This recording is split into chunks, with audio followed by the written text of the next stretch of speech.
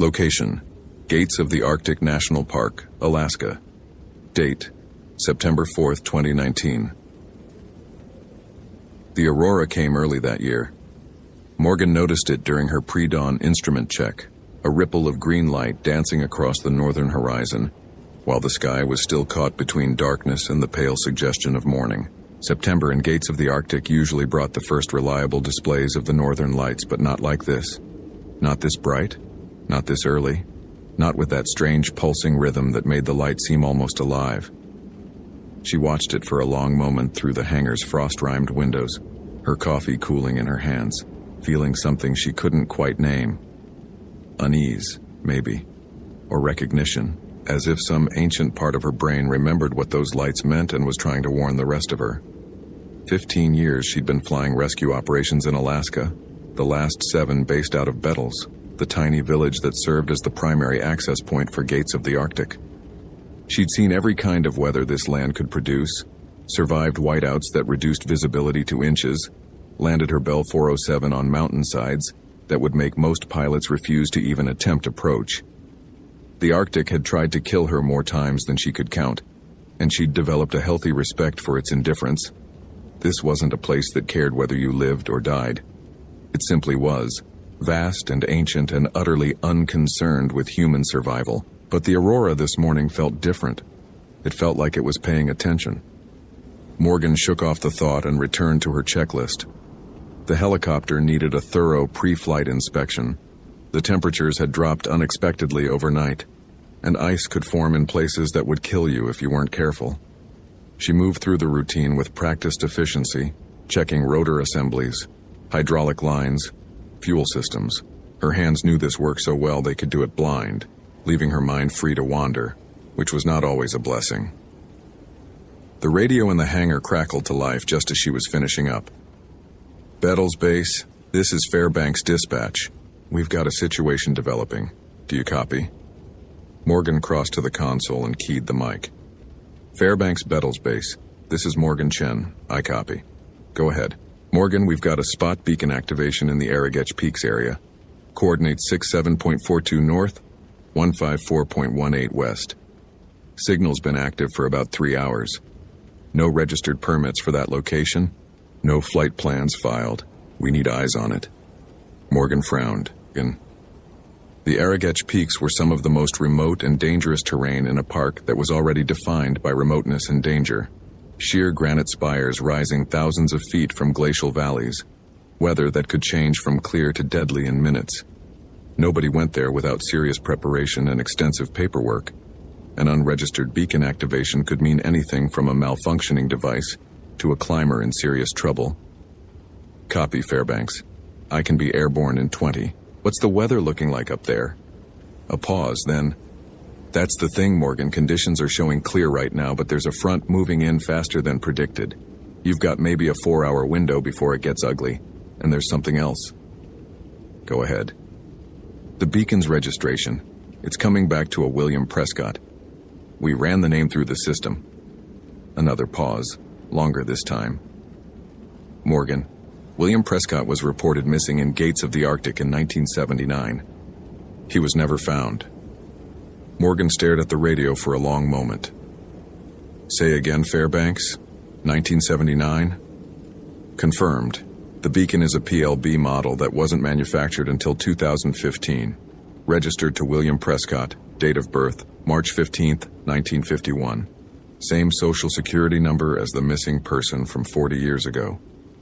We don't know what to make of it. Neither did Morgan.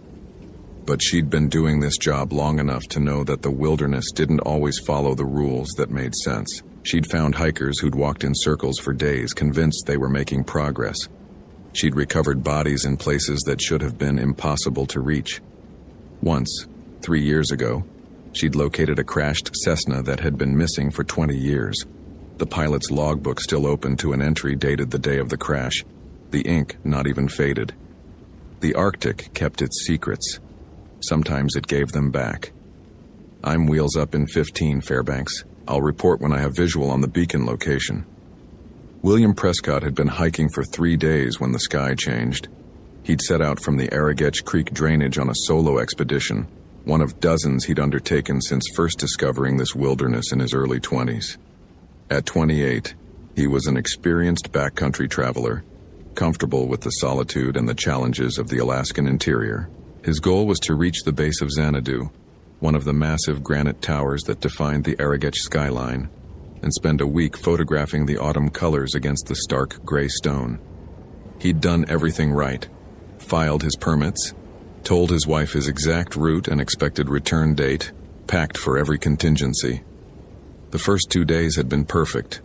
Clear skies, temperatures in the 40s, good progress through terrain that demanded respect, but rewarded careful navigation. He'd made camp the second night on a small bench overlooking the valley below, watching the stars emerge in a sky so dark and clear, they seemed close enough to touch.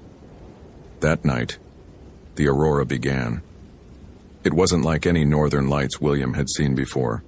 Instead of the usual curtains of green and white, these lights moved with purpose, concentrating over a single point on the horizon and pulsing in rhythms that seemed almost like breathing.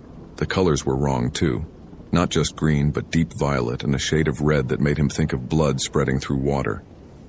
William had photographed the aurora dozens of times, but he couldn't bring himself to raise his camera to this display. Something about it felt private, forbidden, like accidentally witnessing a ritual he wasn't meant to see. He crawled into his tent and tried to sleep, but the light kept pulsing through the fabric, casting shifting shadows that never quite resolved into recognizable shapes.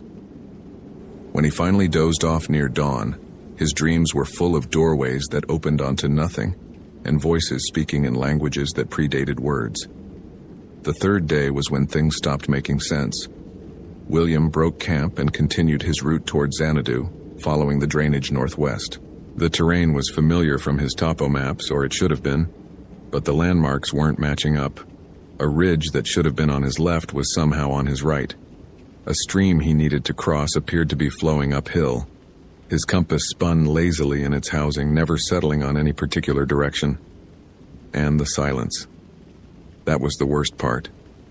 The Arrogech should have been alive with sound. The whistle of pikas in the talus slopes. The distant roar of water through the gorges. The ever-present wind that scoured these high valleys. But there was nothing. An absolute, crushing silence that pressed against William's eardrums like a physical weight. He found himself holding his breath, afraid that even the sound of his own respiration would disturb something that was listening. That was when he saw the figure. It stood perhaps 200 yards away on a boulder that jutted from the valley floor like a dark tooth. Human-shaped, roughly, but the proportions were wrong. The limbs too long, the head tilted at an angle that no neck should allow. It wasn't moving, but William had the sudden, terrifying certainty that it had been moving just a moment ago, and that it would start moving again the instant he looked away. He ran. The terrain that had been so clear and navigable before was suddenly hostile, the rocks shifting under his feet. The ground sloping in directions his eyes insisted were level. William scrambled up a scree slope and over a ridge that led nowhere, down into a valley that hadn't been there a moment ago. The silence followed him, but now there were sounds beneath it, whispers just below the threshold of hearing, words in a language older than human speech. When he finally stopped, gasping for breath, he found himself standing in a cirque he didn't recognize. High granite walls rose on three sides, their faces carved by millennia of ice into shapes that looked almost deliberate, almost like writing. The sky above was wrong. It was afternoon. It should have been afternoon. But the light was the pale silver of either dawn or dusk, and the aurora was back, pulsing directly overhead in that same breathing rhythm. And there, in the center of the cirque, was a doorway. Not a natural formation. A doorway, carved or worn or simply existing in defiance of everything William understood about reality. It stood perhaps 10 feet tall, framed by stone that seemed to absorb light rather than reflect it. Through the opening, William could see nothing. Not darkness, not light. An absence so complete that his eyes refused to focus on it. The whispers were louder now, coming from everywhere and nowhere. Coming from the doorway. Coming from inside his own head. William felt his legs carrying him forward. He wasn't walking by choice. His body was moving on its own, responding to something deeper than conscious thought. The doorway grew larger as he approached, or perhaps the space around it was shrinking, compressing, folding in on itself. The whispers resolved into words he almost understood, promises of something beyond time, beyond the slow decay of seconds into minutes, into years, into the inevitable silence of death. The aurora pulsed one final time, so bright it burned shadows into his vision, and William Prescott stepped through the doorway and was gone. Morgan found the beacon's location after 40 minutes of flight, the coordinates leading her to a high cirque in the Arrogech that she'd never approached before. The weather was holding, but barely. Clouds were building to the west, their edges tinged with the particular yellow-gray that meant serious snow. She had maybe 2 hours before conditions would force her back to Bettles. The cirque itself was unremarkable at first glance. Granite walls, glacial debris, a small tarn reflecting the moody sky. But as Morgan circled, looking for a place to land, she noticed the rocks. They were arranged in patterns that didn't look natural, concentric circles and spiraling lines that reminded her of something she couldn't quite place. And in the center of the largest circle, lying motionless on the bare stone, was a person. Fairbanks, Bettles 1. I have visual on a possible victim at the beacon coordinates. Single individual, appears unconscious. I'm setting down to investigate. Copy, Bettles 1. Be advised, that weather system is accelerating. You've got less than 2 hours now. Update when you have more information. Morgan brought the helicopter down on a relatively flat section of talus about 50 yards from the figure, her rotors kicking up clouds of grit and lichen. She killed the engine but left the battery on, the instrument panel casting a faint glow in the increasingly dim light. The aurora was visible even now, in what should have been mid-afternoon. Curtains of green and violet dancing across the northern sky with that same strange rhythm she'd noticed at dawn. She approached the figure carefully, her medical kit in one hand, her radio in the other. It was a man lying on his back, eyes closed, wearing clothing that was completely wrong for the environment. Cotton pants, a flannel shirt, leather hiking boots that might have been fashionable in the 70s, but had no business on a modern Alaskan expedition. His face was young, late 20s maybe, with a short beard and sun-weathered skin. He appeared to be breathing. Sir, can you hear me? Morgan knelt beside him, checking for obvious injuries. Nothing visible, pulse strong and regular. Skin temperature normal. He shouldn't be alive, dressed like this in temperatures that had been near freezing for days, with no shelter visible anywhere in the cirque. The man's eyes opened. They were wrong. Not the wrong color. They were a normal hazel, perfectly human. But there was something behind them that didn't fit. A depth that had no bottom. A patience that had nothing to do with human timelines. What year is it? The man asked. His voice was rusty, as if he hadn't spoken in a long time. A very long time. Morgan hesitated. It's 2019 September. Sir, what's your name? How long have you been out here? The man sat up slowly, looking around the cirque with an expression of confused recognition. 2019, he repeated. 40 years. It felt like 40 minutes, maybe 40 seconds. He looked at Morgan, and some of that wrongness faded from his eyes, replaced by something like grief. My name is William Prescott. I came here in 1979 and I found a door. It showed me things outside of time, and then it let me go. I don't know why. Mr. Prescott, the others weren't so lucky. William's gaze drifted past Morgan toward the granite walls of the cirque. The ones who went through before me, the ones who went through after. They're still in there. They'll always be in there. Time doesn't work the same way once you step through. He focused on her again, and his eyes were fully human now. Human and terrified. You need to leave. Right now. Before they notice you're here. Before who notices? The aurora pulsed, and the quality of the light changed. Morgan turned, looking for the source of the shift, and felt her blood crystallize into ice. The shadows on the granite walls were moving, not shifting with the changing light, but moving independently, peeling away from the stone and coalescing into shapes that were almost human, almost recognizable. They had faces, dozens of faces, overlapping and merging, expressions frozen in moments of confusion or fear or something worse. The Ijirak, William whispered. That's what the Inuit called them, the in-between ones. They exist in the spaces where time breaks down. They collect people. They've been collecting people here for centuries. He grabbed Morgan's arm with surprising strength. They let me go because they wanted you to find me. They want you to know about the door. They want you to wonder about it. They want you to come back. The shadows were growing larger, more defined. Morgan could hear something now beneath the silence. Whispers, just like William had described. Words in a language that scratched at the inside of her skull. She ran. She dragged William with her, half carrying him across the talus toward the helicopter. The shadows followed, sliding across the rock face with fluid grace, their whispers growing louder. The aurora overhead was pulsing faster now, the rhythm matching Morgan's heartbeat. Or perhaps her heartbeat was matching the rhythm. She couldn't tell anymore. They reached the helicopter. Morgan shoved William into the passenger seat, slammed the door, sprinted around to the pilot's side. Her hands found the controls automatically, muscle memory taking over while her conscious mind screamed at her to go. Go, go.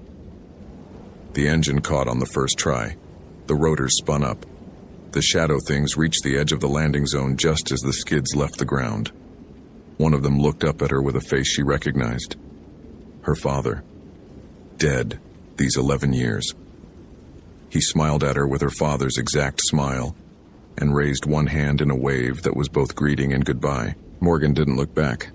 The storm hit when they were 20 minutes from Bettles, a wall of white that swallowed visibility down to nothing. Morgan flew on instruments alone, her hands steady despite the trembling she couldn't quite control, guiding the helicopter through conditions that should have been beyond her limits.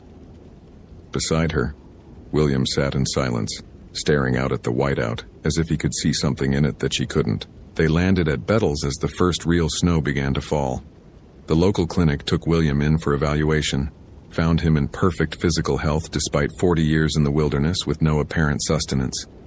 His wife had died in 1995. His children were older than he was now.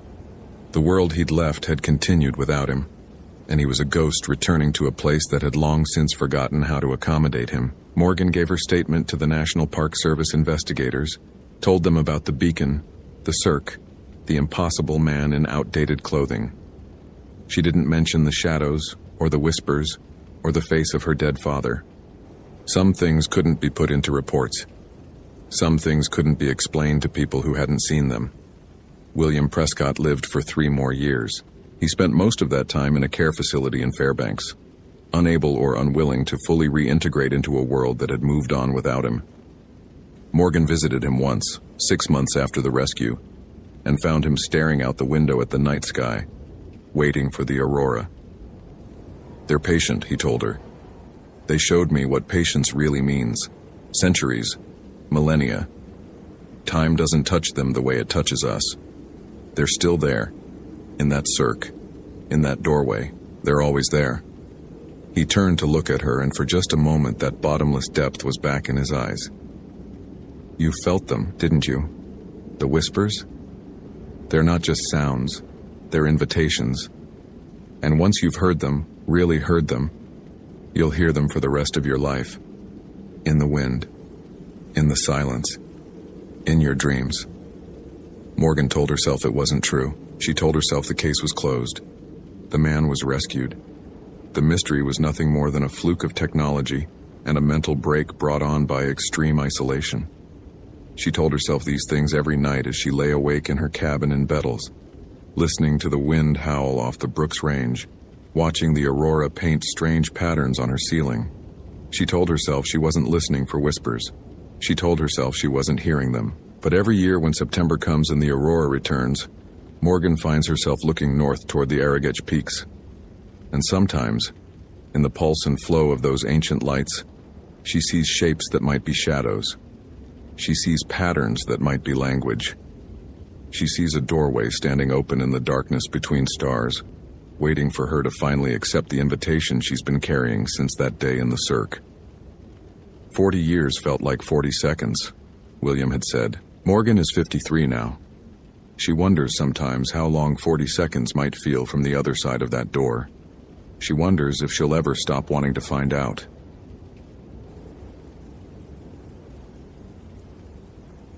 Location: Theodore Roosevelt National Park, North Dakota. Date: November 8, 2003. The cold arrived on the first Monday of November like something with teeth. Morgan Slade stood on the porch of the South Unit Ranger Station and watched the thermometer drop through the 20s, the teens, settling somewhere around 8 degrees by the time the sun crested the Badlands to the east. The wind came straight down from Saskatchewan with nothing to stop it, slicing across the prairie and through the painted buttes with a sound like the earth itself was exhaling. She'd worked Theodore Roosevelt for 11 years now, and the cold still surprised her every autumn. Not its presence, but its absoluteness, the way it turned the landscape into something alien and merciless. She went back inside and poured her second cup of coffee, checking the log from the night patrol. Nothing unusual. A few elk sightings near Peaceful Valley. A report of a vehicle parked after hours at the Painted Canyon overlook. Probably photographers waiting for sunrise. The park was quiet this time of year. The summer crowds had vanished with the warm weather, leaving only the occasional hardy hiker and the wildlife preparing for the brutal months ahead. Bison grazed in the river bottoms, their breath steaming in the frigid air. Mule deer moved through the draws at dawn and dusk, cautious and alert. And somewhere in the backcountry, men with rifles were hunting them. Hunting season had opened on the lands surrounding the park, and every year it brought the same problem. Poachers who didn't recognize or didn't care about the boundaries. Morgan had dealt with them before. Good old boys from Dickinson or Medora who figured a few deer taken from federal land wouldn't matter, wouldn't be noticed, wouldn't hurt anyone. She'd written citations, confiscated weapons, testified in court. She'd heard every excuse, every justification, every muttered curse as she loaded their gear into her truck. She didn't believe in giving warnings anymore. 15 years ago, maybe, when she'd been young and thought people could be reasoned with. Now she knew better. Some men only understood consequences. The morning radio check came through at 7 sharp. Unit 6, this is dispatch. Status report over. Dispatch, Unit 6. All quiet at South Unit. Temperatures dropped to single digits, wind chill below 0. I'm heading out for a boundary patrol along the eastern perimeter. We've had reports of vehicles near the Ma Da Hay Trail access. Over. Copy, Unit 6. Be advised, rancher called in last night about hearing shots after dark near the Paddock Creek drainage. Could be poaching activity. Over. Understood. I'll check it out. Unit 6 out. Morgan pulled on her thermal layers, then her uniform, then her heaviest parka. She checked her sidearm, her radio, her GPS unit. The cold weather kit went in the truck. Emergency blankets, flares, extra batteries, a thermos of hot coffee, hand warmers. In weather like this, a breakdown could kill you faster than any predator. She paused at the door, looking out at the vast brown expanse of the Badlands. The landscape here was ancient. 70 million years of erosion had carved the buttes and coulees, exposed the coal seams and petrified wood, created a terrain that looked like another planet. Theodore Roosevelt had called it a land of vast silent spaces. Morgan had always loved that description. The silence here was real, physical, a presence you could feel pressing against your ears. But lately, something about the silence felt different, heavier, expectant. She shook off the thought and headed for her truck. Superstition was for people who didn't have work to do. Travis Denton had never liked waiting. He sat in the cab of his Ford F-250, engine running for heat, watching the tree line where Kyle and Ray had disappeared an hour ago. The plan had been simple. Park at the old fire road, hike in before dawn, take a few deer from the river bottom where the herd wintered, and be back across the boundary before any ranger got wise. They'd done it before. Everyone did it. The park was huge and understaffed, and the deer didn't know the difference between federal land and the BLM acres to the east. But Kyle and Ray should have been back by now. The sun was up, the cold was getting worse, and Travis was starting to feel something he didn't want to name. Not fear. Travis Denton didn't get scared. Not of weather. Not of game wardens. Not of anything that walked or crawled. But something was wrong. He could feel it in his gut, that hunter's instinct that had kept him alive in the North Dakota wilderness for 43 years. He'd heard the shot 20 minutes ago. Just one. That was good. One shot meant a clean kill, meant Kyle or Ray had found their mark. But then nothing. No second shot, no radio call, no sound of them hiking back through the brush. Travis checked his watch. 15 more minutes. Then he'd go looking. The wind picked up, rattling the truck's windows, and Travis caught movement at the edge of his vision. Something in the tree line. A shape. Maybe human. Maybe animal. He squinted through the frost on the glass, trying to make it out. A woman. She was standing at the edge of the cottonwoods, maybe 50 yards away, wearing what looked like a white dress. No coat, no hat, just standing there in the killing cold, watching him. Travis felt his skin prickle. Nobody dressed like that out here. Nobody could survive dressed like that. Not in this weather. He reached for his rifle, a Remington 700 that had dropped elk at 300 yards, and stepped out of the truck. "Hey, you okay?" The woman didn't move, didn't respond. The wind whipped her dress around her legs, and Travis noticed something wrong about the way she stood. Too still. Too patient. Like a deer that's spotted you but hasn't decided whether to run. "Ma'am, you need help?" She turned and walked into the trees. Not hurried, not slow. Just a smooth, gliding motion that carried her into the shadows between the cottonwoods and out of sight.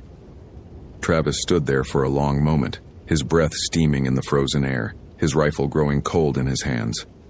Then he heard Kyle scream. Morgan found the truck at 9:15. It was parked on an old fire access road that hadn't been maintained in years, half hidden behind a stand of junipers. North Dakota plates. A Remington rifle on the front seat. The action open, unfired. The engine was still warm. She called it in. "Dispatch Unit 6. I've got an abandoned vehicle on the eastern boundary, about 2 miles north of Paddock Creek. Looks like our poachers. One rifle visible, no occupants. I'm going to check the area. Over." "Copy, Unit 6. Exercise caution. Do you need backup?" "Negative. I'll report back in 30. Unit 6 out." Morgan swept the area around the truck, looking for tracks. The ground was frozen hard, but she found boot prints leading into the cottonwood grove that lined the creek bottom. 3 sets, heading east toward the park interior. She followed them, her hand resting on her sidearm, her breath making small clouds that the wind tore apart instantly. The silence was absolute. No birds, no rustle of small animals, no sound at all except the wind and her own footsteps crunching on the frost-hardened grass. Morgan had walked this drainage 100 times. She knew its sounds, the creak of cottonwood branches, the distant call of magpies, the occasional snort of deer moving through the brush. Today there was nothing. The silence pressed against her ears like cotton, muffling even her own thoughts. She found the first body 50 yards into the tree line. Kyle Birch, she'd learn his name later, from the ID in his wallet, was lying face down in a frozen creek bed. His rifle was beside him, unfired. His body showed no obvious wounds, no blood, no sign of struggle. But his face, when Morgan knelt to check for a pulse she knew she wouldn't find, was frozen in an expression of absolute terror. Eyes wide, mouth open, every muscle locked in a rictus of fear. And his legs were broken. Both of them shattered below the knee, bent at angles that made Morgan's stomach clench. The breaks were violent, catastrophic. The kind of damage you'd see from a high-speed car accident, not a fall in the woods. She keyed her radio with hands that weren't quite steady. "Dispatch Unit 6, I have a body. Male, maybe early 30s, deceased. Looks like... I'm not sure what it looks like. I need medical and law enforcement backup at my location. Over." "Copy, Unit 6.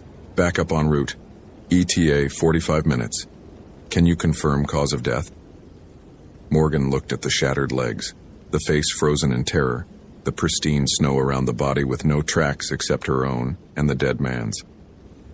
Negative, dispatch. Cause unknown. I'm continuing the search. There may be more victims. She found the second body 200 yards further in. Ray Womack had made it further than his friend, but not by much. He was slumped against a cottonwood, his arms wrapped around the trunk as if he'd been trying to climb it. His legs were broken too, the same catastrophic damage, bones splintered through the fabric of his jeans. His rifle was gone. His face held the same expression of frozen terror. But there was something else. Something that made Morgan stop, her breath catching in her throat. Hoofprints. They circled the body in a pattern that made no sense. Deer tracks, clearly, the distinctive split hoof impression of a whitetail, but arranged in a way that suggested something walking on 2 legs rather than 4.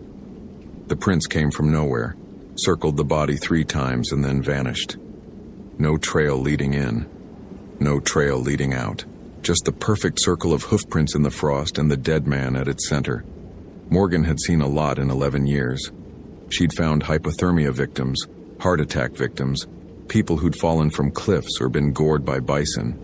She'd learned to compartmentalize, to do the job, to save the feelings for later. But standing in that frozen creek bottom, looking at those impossible hoofprints, she felt something she hadn't felt in years. Something ancient and primal. A fear that came from somewhere deeper than thought. She backed away slowly, her hand on her weapon, her eyes scanning the tree line. Something was watching her. She could feel it. Travis Denton was running. He'd found Kyle first, followed the screams through the cottonwoods until he'd burst into that creek bed and seen his friend lying there. Legs bent wrong, face locked in a scream that would never end. He'd called for Ray, gotten no answer, and then he'd seen her. The woman in white, standing at the edge of the trees, watching him. Closer now than before. Close enough that he could see her face. Beautiful, heartbreakingly beautiful, with dark eyes and dark hair and skin that seemed to glow in the gray morning light. Close enough that he could see her feet. They weren't feet. They were hooves. Black and cloven, like a deer's, sunk into the frozen earth as if she weighed nothing at all.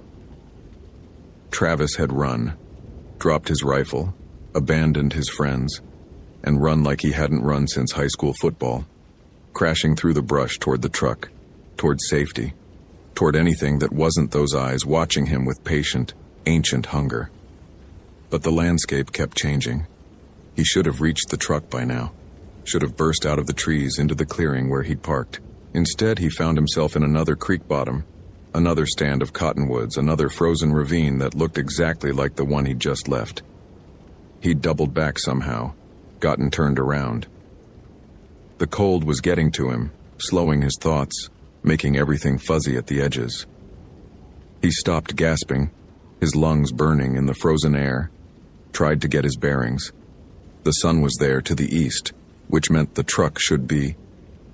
Travis. The voice came from behind him, a woman's voice, soft and sweet, like honey poured over broken glass. He turned. She was standing 10 feet away. The white dress rippled in the wind, but she didn't seem to feel the cold. Her dark eyes held his, and in them Travis saw something that emptied his mind of everything except the desperate animal need to flee. "You came to take what isn't yours," she said. Her voice carried perfectly despite the wind, as if she were speaking directly into his ear. "You came to kill on sacred ground." I don't. 3 seasons ago, you took a doe and her fawn from the river bottom." She took a step forward. Her hooves made no sound on the frozen ground. 2 seasons ago, you took a buck who had sired 17 children. Last season, you took a pregnant doe. I watched you field dress her. I watched you laugh. Travis's legs wouldn't move. His whole body felt locked, frozen, not from the cold, but from something deeper. A paralysis that came from the hind brain, from the part of him that remembered what it meant to be prey. "Please." The word came out as a whisper. "Please, I'll never come back. I swear to God, your God has no power here." She was close now, close enough to touch. And Travis understood in the last clear moment of his life that he wasn't going to die because he'd hunted deer. He was going to die because of the other things. The waitress in Bowman he'd followed to her car. The woman at the bar in Dickinson he'd cornered in the parking lot. The wife who'd finally stopped going to the hospital because the questions were too hard to answer. The dear woman knew. She had always known. "Close your eyes," she said, and her voice was almost gentle now. Travis closed his eyes. Morgan found the third body at the base of a sandstone outcropping, 2 miles deeper into the park than any of the poachers should have been able to travel on foot. Travis Denton's legs were shattered like the others, but his face was different. Not terror. Something that looked almost like peace. The hoof prints were everywhere, circling the body, leading up the cliff face, covering every inch of ground in patterns that hurt to look at, spirals and whirls and shapes that seemed to shift when Morgan tried to focus on them. She didn't touch anything. She stood at the edge of the scene and waited for backup. Her radio in one hand, her weapon in the other. Her eyes fixed on the tree line where something stood watching her. She couldn't see it clearly. Just a shape, white against the brown and gray of the Badlands there at the corner of her vision and gone when she turned to look. But she knew it was there. She could feel its attention like a weight on her skin, ancient and patient and utterly inhuman. Her radio crackled. "Unit 6, backup is 5 minutes out. What's your status?" Morgan keyed the mic. Her voice came out steady, professional, the voice of an 11-year veteran who didn't believe in ghost stories. 3 victims confirmed, all deceased. Cause of death appears to be... She paused. What could she possibly say? Blunt force trauma to the lower extremities. No sign of the perpetrator. Scene is secured. Copy, Unit 6. Hold position. Morgan held position. The shape in the tree line held its position too, watching, waiting, as patient as the ancient land itself. When the backup arrived, 2 deputies from Billings County and a ranger from the North Unit, Morgan walked them through the scene. She showed them the bodies, the hoof prints, the impossible evidence of something that couldn't exist. She watched their faces cycle through the same emotions she'd felt. Confusion, then unease, then the slow dawning of something that might have been fear. None of them said it out loud. None of them had the words. But as they loaded the bodies into the coroner's van and began the long process of documentation and investigation, old Harlan Whitecalf from the Standing Rock Reservation arrived with the medical examiner. He was a consultant the Park Service used sometimes, an expert in local history and traditions. He walked the scene slowly, his weathered face unreadable, and when he was finished, he came to stand beside Morgan at the edge of the crime scene tape. "You saw her," he said. It wasn't a question. Morgan didn't answer. She didn't need to. "My grandmother used to tell stories." Harlan's voice was quiet, meant only for her. "About a woman who walks the plains. Beautiful, irresistible. But if you look at her feet..." He shook his head slowly. "She comes for men who take without asking. Men who think the world belongs to them. Men who hunt what shouldn't be hunted. That's not possible." "No," Harlan agreed. "It isn't." He looked out at the Badlands, at the painted buttes and the river bottoms and the vast silent spaces where something ancient still walked. But she doesn't care much about what's possible. The official report listed the cause of death as undetermined traumatic injury, circumstances under investigation. The case remained open for 6 years before being quietly closed due to lack of evidence. No suspects were ever identified. No charges were ever filed. Morgan Slade continued working at Theodore Roosevelt for another decade, eventually rising to district ranger before her retirement in 2018. She never spoke publicly about what she'd seen that November morning. She never filed a report that included the hoof prints, the woman in white, the shape watching from the tree line. Some things didn't fit in official documents. Some things lived in the spaces between what was real and what was impossible. But she changed her patrols after that day. She made a point of visiting the Paddock Creek drainage every few weeks, leaving small offerings at the base of the cottonwoods. Tobacco, sweetgrass, things Harlan Whitecalf had taught her. She wasn't sure if it mattered. She wasn't sure if anything she did could matter to something that ancient, that patient, that certain in its purpose. The poaching dropped off in the years that followed. Word spread through the hunting community, not officially, never officially, but in the way that warnings always spread in small communities. Stay out of Theodore Roosevelt. Something lives there, something that remembers. Morgan didn't believe in ghost stories. She told herself that for 40 years, through a career that had shown her every way the wilderness could kill, but every November when the first real cold swept down from Canada, and the Badlands went silent in that heavy, expectant way, Morgan found herself scanning the tree lines, looking for a shape in white, looking for hoofprints in the frost, and sometimes, in the corner of her vision, she thought she saw her, the woman who walked the plains, the guardian who remembered every trespass, every violation, every act of predation by men who thought the world belonged to them, still watching, still waiting, still keeping count.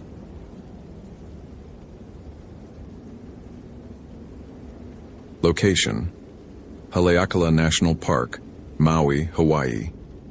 Date: August 23, 2019. The House of the Sun slept beneath 10,000 stars. Kailani Akana stood at the summit overlook, her breath forming small clouds in the 38-degree air, watching the Milky Way arc across the sky like a river of light. At 10,023 feet, Haleakala's summit existed above the clouds, above the humidity, above everything that made Hawaii feel like Hawaii. Up here, the tropical island fell away and you stood on something older, a volcanic crater 3,000 feet deep and 7 miles across. Its floor a moonscape of cinder cones and ancient lava flows that the Hawaiians had walked for centuries before the telescopes came. Her grandmother had told her stories about this place, how the demigod Maui had lassoed the sun here, slowing its journey across the sky to give his mother more daylight to dry her kapa cloth. How the crater was sacred, a place where the boundary between the world of the living and the realm of the ancestors grew thin. How some nights, if you were foolish enough to be on the mountain after dark, you might hear the drums. Kailani checked her watch. 2:47 a.m. Her shift at the summit visitor station ran from midnight to 8, monitoring the road conditions and providing emergency response for the handful of tourists who came for sunrise viewing and the astronomers who worked through the night at the various observatory facilities. Most nights were quiet, checking on the locked gates, making radio contact with the observatories, watching meteors streak across the unpolluted sky. She'd worked this post for 4 years, ever since returning to Maui after college on the mainland, and she'd grown to love the solitude, the silence, the feeling of standing at the roof of her island while the rest of the world slept far below. She walked back to the ranger station, a small building huddled against the wind that could reach hurricane force on the exposed summit. Inside, she poured herself coffee from the thermos she'd brought, Kona because some traditions were worth maintaining, and settled into the worn office chair to review the night's logs. 2 vehicles had come up for stargazing, both departed by midnight. The University of Hawaii's telescope facility had 3 researchers working tonight, conducting spectroscopic observations of some distant galaxy. The other observatories were automated, their domes rotating silently to track objects invisible to the naked eye. Her radio crackled. Summit Station, this is UH Observatory, radio check. Kailani keyed the mic. UH Observatory, Summit Station copies. How's the seeing tonight? Crystal clear, some of the best conditions we've had all month. We'll be running until astronomical twilight, around 5:15. Copy that. Give me a shout if you need anything. She set down the radio and pulled up the weather report on the station computer. Clear skies, light winds, temperature dropping to near freezing by dawn.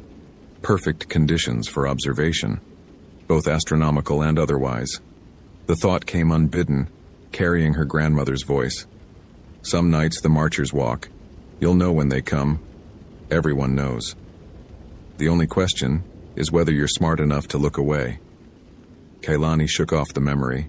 She was a park ranger, a professional. She didn't believe in ghost stories, no matter how many of them she'd grown up hearing.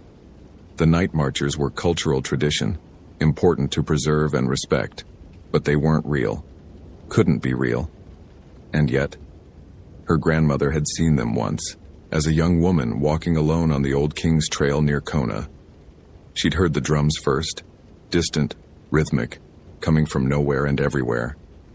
Then the torches, flickering between the trees. She'd thrown herself to the ground, pressed her face into the earth, and prayed to ancestors she barely remembered. The procession had passed so close she could feel the heat of their torches on her back, smell the oil burning, hear the rustle of their kappa cloth and the whisper of bare feet on stone.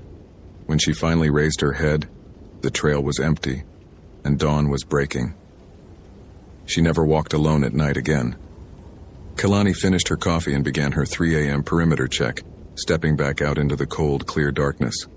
The stars blazed overhead, undimmed by any artificial light. The crater spread below her, vast and black, its floor invisible in the darkness but present nonetheless. She could feel its emptiness, its depth, the way it pulled at something deep in her chest. She was walking the path toward the overlook when she heard it. Drums. Faint, impossibly faint, but unmistakable. A steady rhythm coming from somewhere in the crater below. Pahu drums. The kind her great-uncle had played at ceremonies when she was small. The kind that hadn't been made in the traditional way for generations. Kailani stopped. Her hand found her radio by instinct, but she didn't key it. What would she say? I hear drums? They would think she was crazy. They would be right to think it. The drumming grew slightly louder, joined by something else. Chanting, low and resonant. The words unclear, but the cadence unmistakable. Ali, ancient Hawaiian prayer chants, the kind her grandmother had sung at family funerals, the kind that were only performed for sacred purposes. And then she saw the lights. Torches. A line of them, moving along the crater floor, winding between the cinder cones in a procession that stretched back into the darkness. From this distance they looked like fireflies, small and flickering, but they moved with purpose, with formation, following a path that no marked trail covered. Kailani's blood turned to ice. She knew what this was. Every Hawaiian child knew. The Huakai Po. The Night Marchers. The spirits of ancient warriors walking their eternal paths between the sacred sites, between the world of the living and the realm of the dead. She also knew the rules. Don't look directly at them. Don't let them see you watching. Lie flat, face down, and pray. If you have an ancestor among them, they may claim you as Ohana and spare your life. If not, her radio crackled, shattering the spell. Summit Station, this is UH Observatory. We're seeing something strange. There are lights in the crater, looks like a group of people with torches. Can you confirm? Kailani grabbed the radio, her hands trembling. UH Observatory, Summit Station. I see them. Do not... She stopped. Do not what? Do not look? How could she tell a scientist not to look? Say again, Summit Station. Negative on identification. Possibly hikers who ignored the closure signs. I'll investigate. Copy that. Keep us posted. Dr. Marsh is getting some footage through the telescope. Fascinating thermal signatures. Kailani's stomach dropped. Tell Dr. Marsh to stop. Tell him not to look at them directly. A pause. Then, confused. Say again. But Kailani was already running. Doctor, Stephen Marsh had spent 30 years looking at the sky, and he'd never seen anything like this.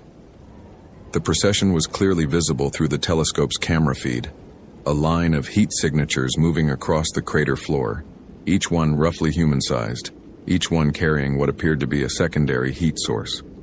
Torches, presumably, though the temperature readings were wrong. Too hot. Far too hot for any conventional fire. He adjusted the focus, trying to get a clearer image. The thermal camera wasn't designed for this kind of close-range observation, but the resolution was improving as he fine-tuned the settings.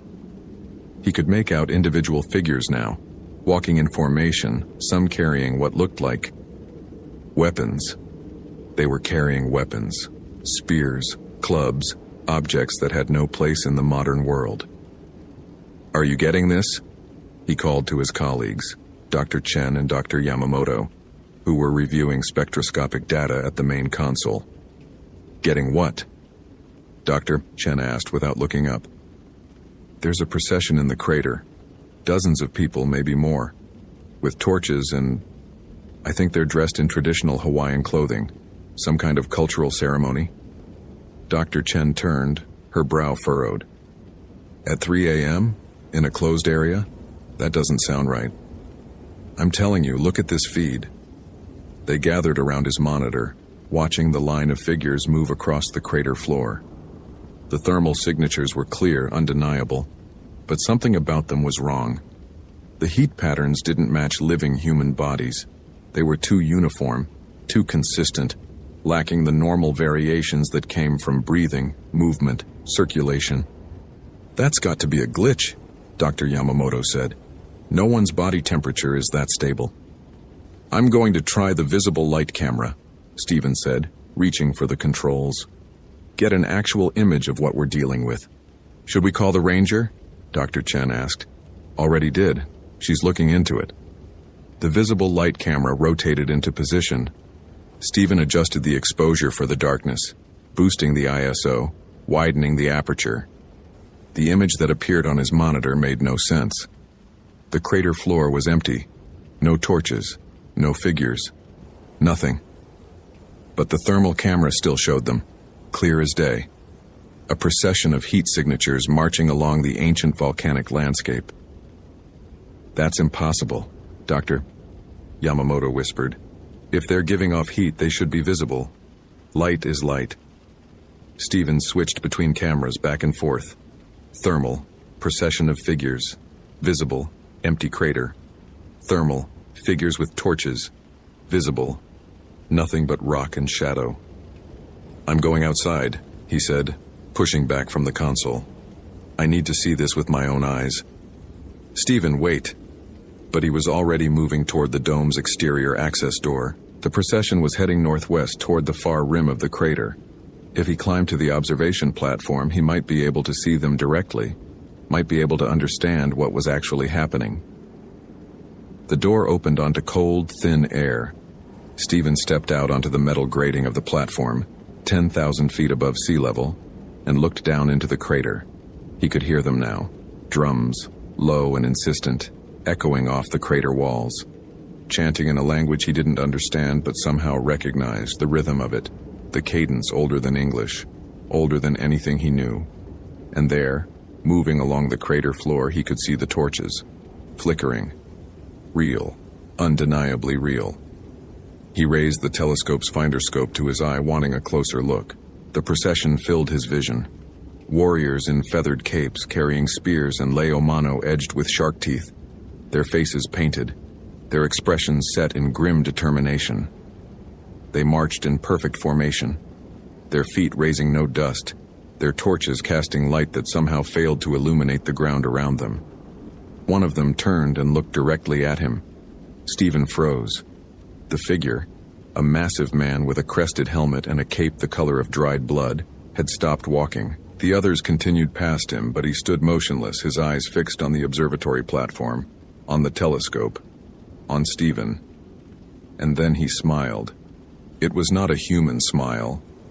It was something older, something that had forgotten what smiling meant and only remembered the shape of it. A smile that promised nothing good. The drums stopped. The chanting stopped. In the sudden silence, Stephen heard a voice, inside his head, not through his ears, speaking words he understood despite never having learned the language. E hele mai.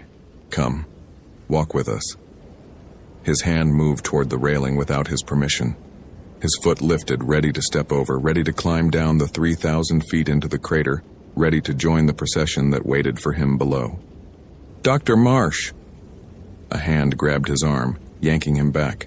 He stumbled, the finder scope falling from his grip, clattering on the metal platform.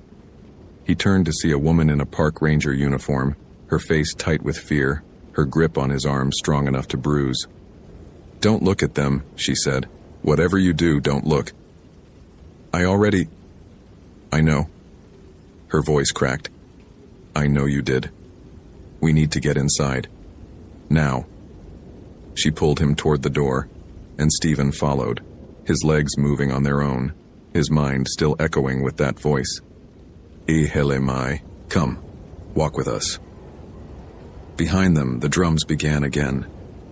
Kailani got Dr. Marsh inside and slammed the door, her heart pounding so hard she could feel it in her throat.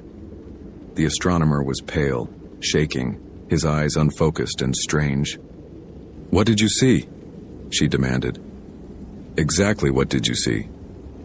"Warriors," he said slowly, as if remembering a dream. "Hawaiian warriors, I think, with torches and weapons. They were marching through the crater. And one of them..." He stopped, his hand moving to his temple. "One of them looked at me." Kailani closed her eyes. She knew what that meant. Her grandmother had been clear about the rules, passed down through generations. If they see you, they claim you. Your spirit walks with them forever, marching between the worlds until time itself ends. "Did you look away?" "No. I looked right at him, through the telescope. I saw his face." "How long?" "I don't know. Seconds? Minutes?" "It felt like..." He trailed off, his eyes going distant again. "It felt like he was inside my head." Dr. Chen and Dr. Yamamoto were staring at them, their faces pale with confusion and fear. "What's going on?" Dr. Chen asked.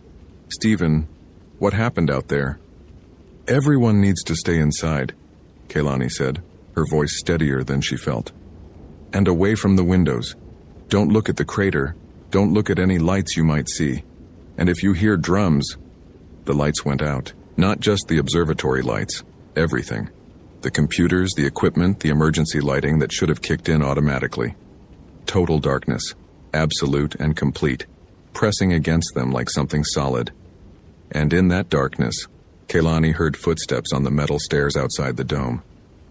Heavy footsteps climbing slowly, deliberately. Many of them. "They're coming," Dr. Marsh whispered.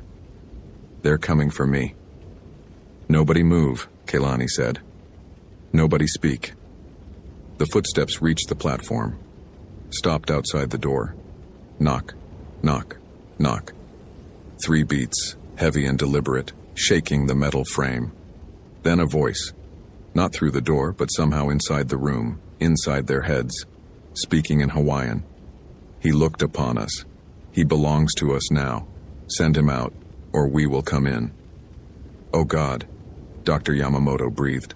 "Oh God, oh God." "Don't answer," Kailani whispered. "Don't. Send him out." The door shuddered. The hinges groaned.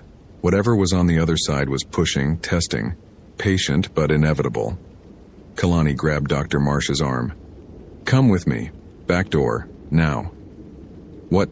"There's another exit, service corridor. If we can get you to the ranger station, get you off the mountain before dawn." "They won't stop," he said, his voice hollow. "You know that. You know what I did.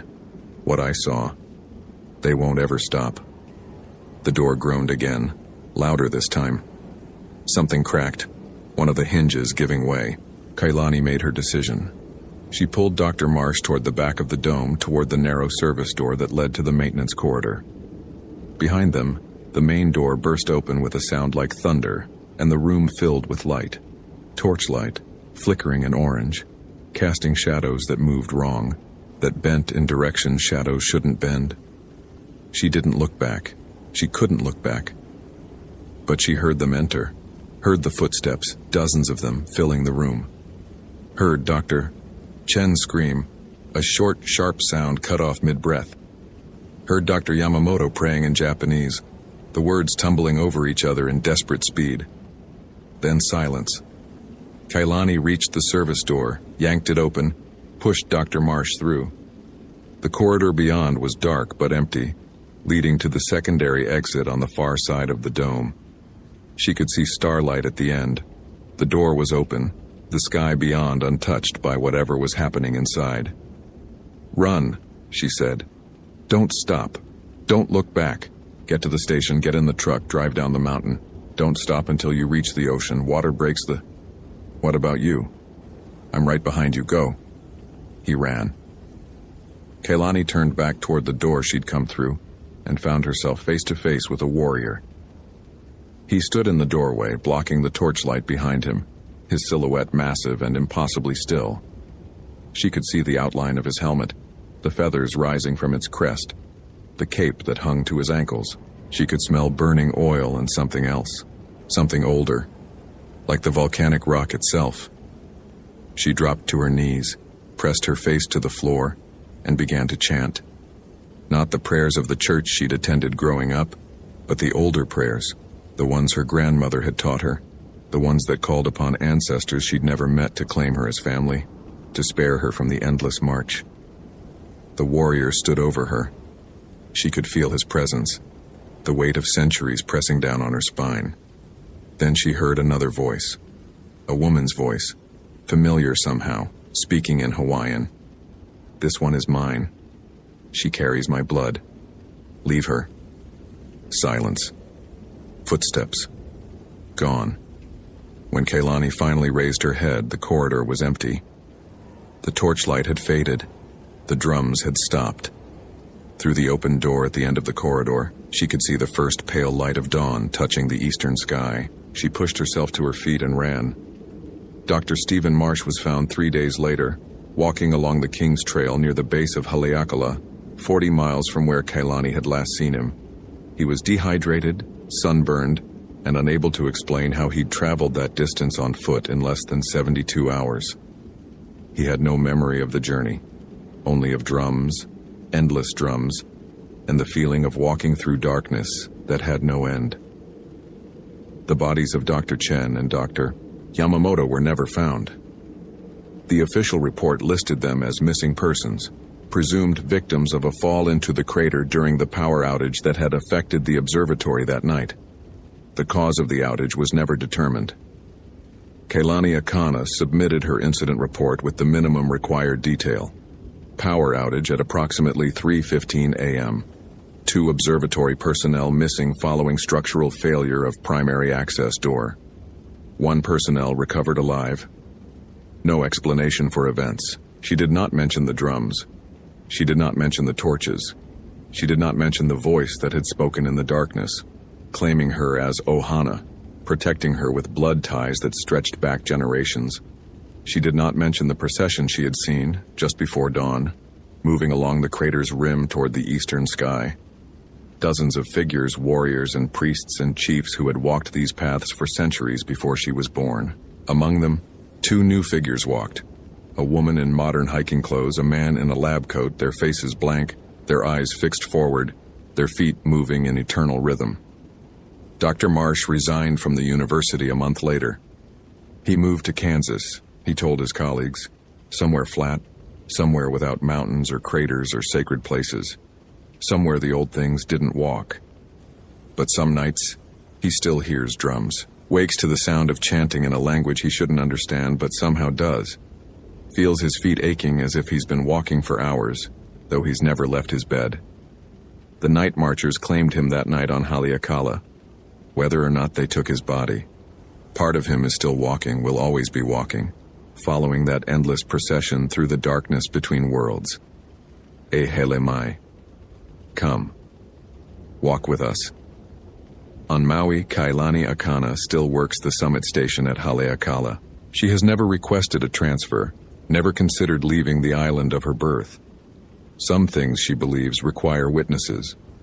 Someone has to know what walks these mountains. Someone has to remember the rules. On nights when the moon is dark and the wind carries the faint sound of drums, she turns off her lights and faces east.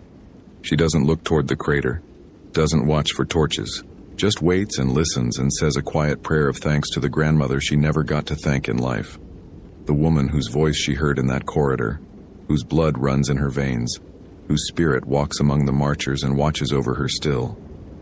The boundary between worlds is thin on Haleakala. The old ones remember, and they are always, always watching.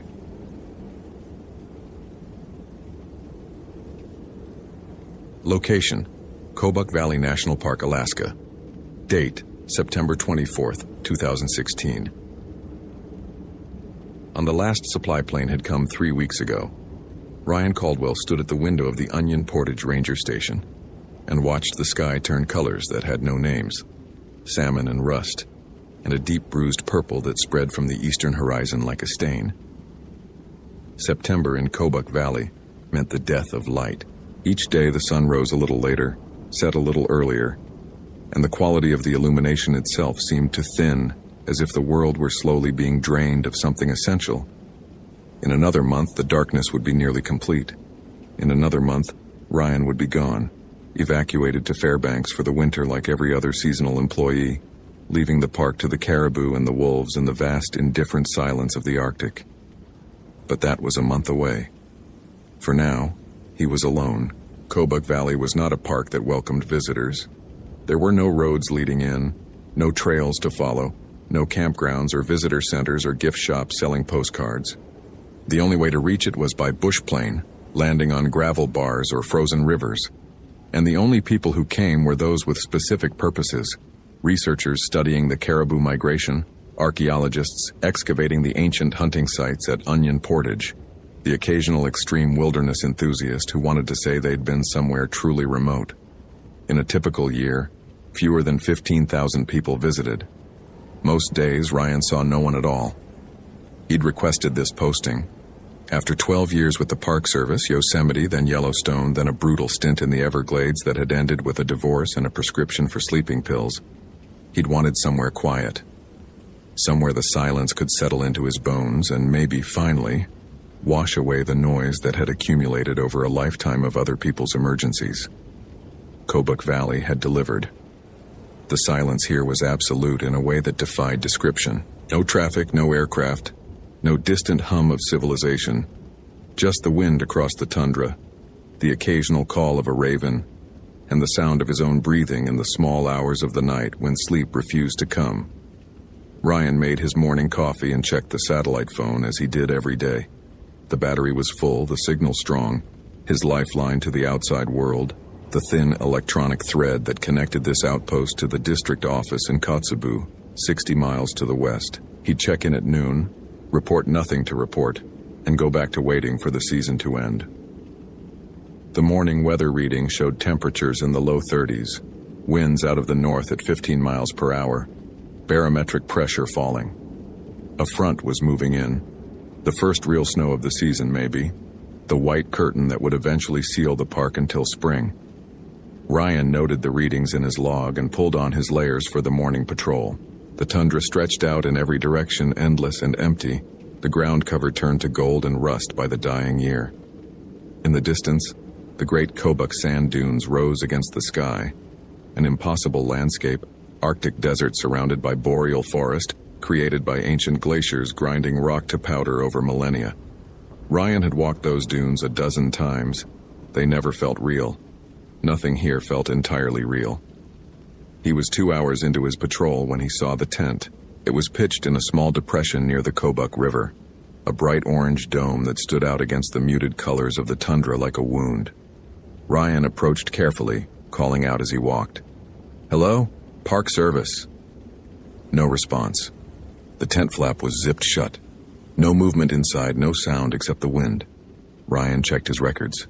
He'd logged 2 visitors arriving by bush plane on September 11th. Greg and Megan Sutter, a married couple from Anchorage, experienced backcountry hikers planning a 2-week trek to the dunes and back. They'd been scheduled for pickup on September 25th, tomorrow. But something was wrong. The tent was in the right general area for their planned route, but it was set up poorly, the rain fly loose and flapping, one of the stakes pulled free from the frozen ground, and there were no tracks around it. No boot prints, no signs of recent activity.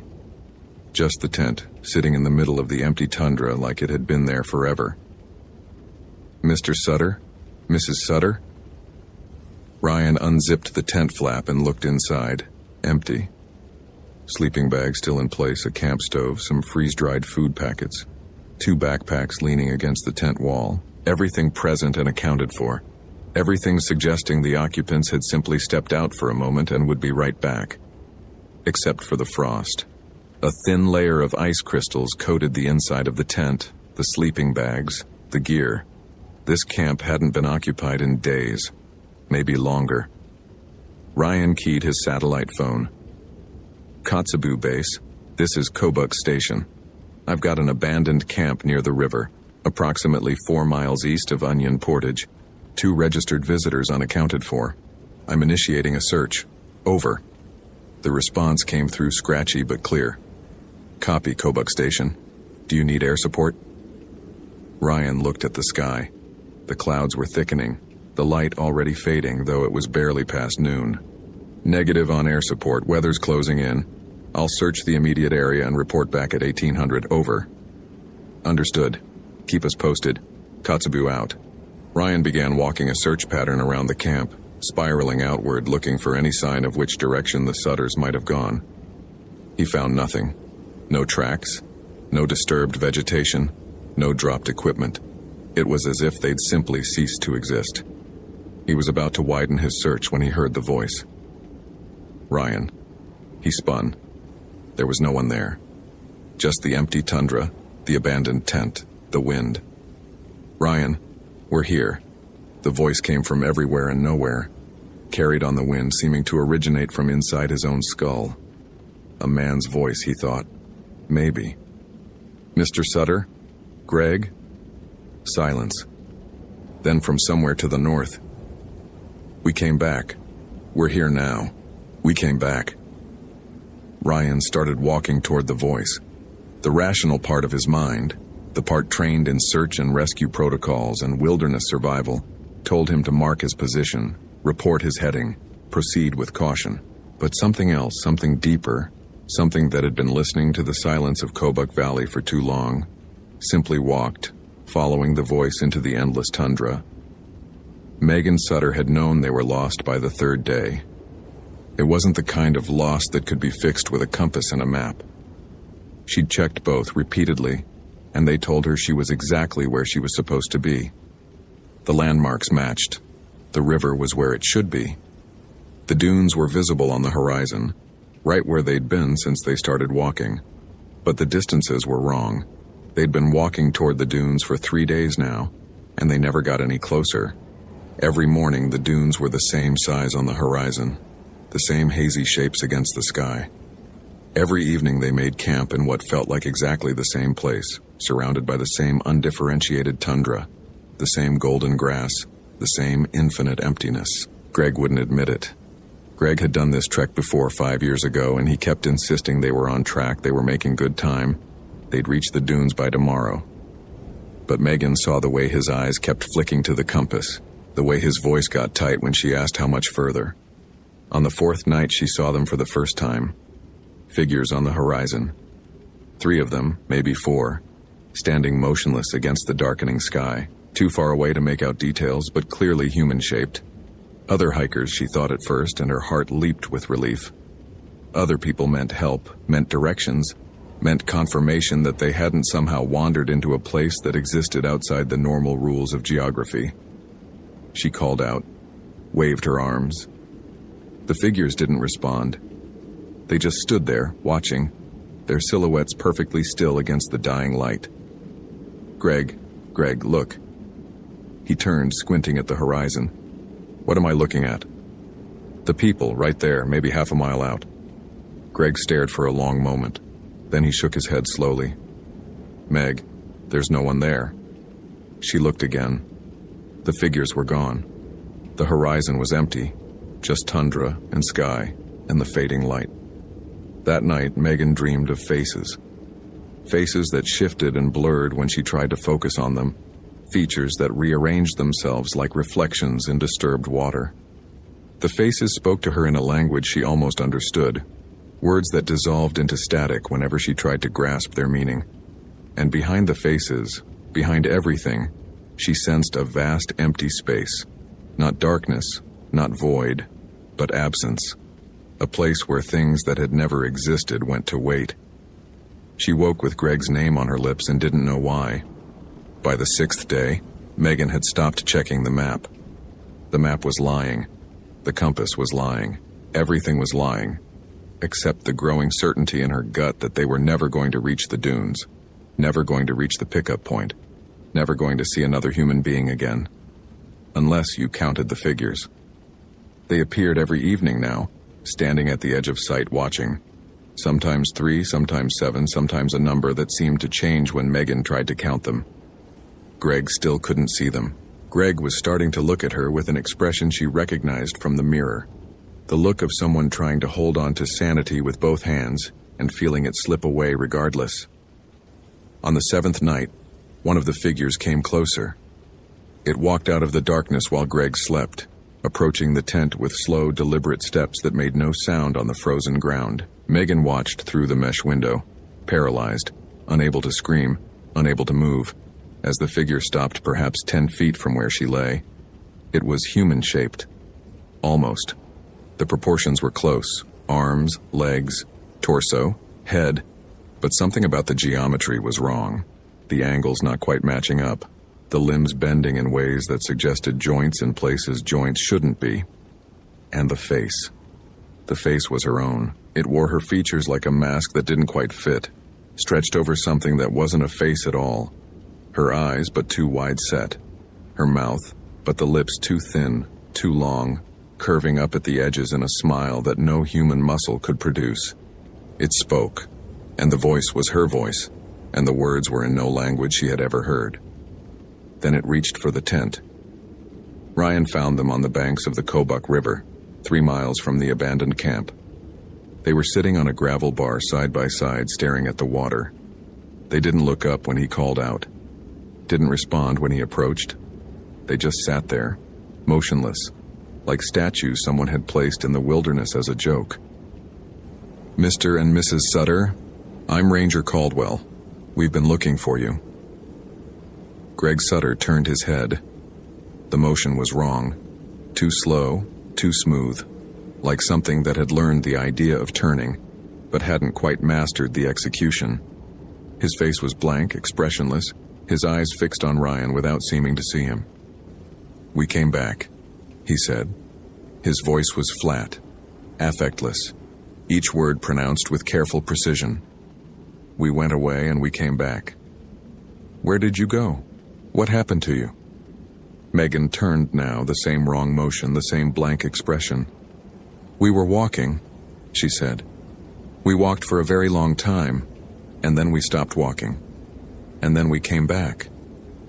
Ryan felt the hair rise on the back of his neck. Something was wrong here. Something was deeply, fundamentally wrong, in a way he couldn't articulate but could feel in his bones, in the primitive hindbrain that remembered what it meant to be prey. "Okay," he said, keeping his voice calm, professional.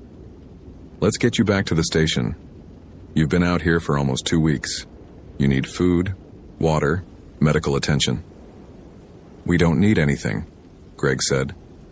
"We're here now. We came back." "We wanted to come back," Megan added. "We remembered this place. We remembered wanting to be here. So we came back."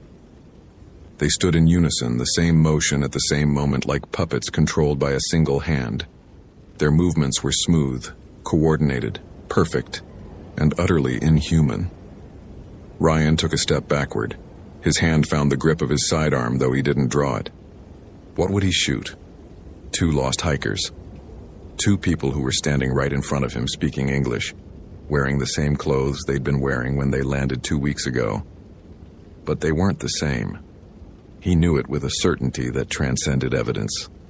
The people standing in front of him looked like Greg and Megan Sutter, sounded like them, had their identification, their gear, their wedding rings. But something behind their eyes was wrong.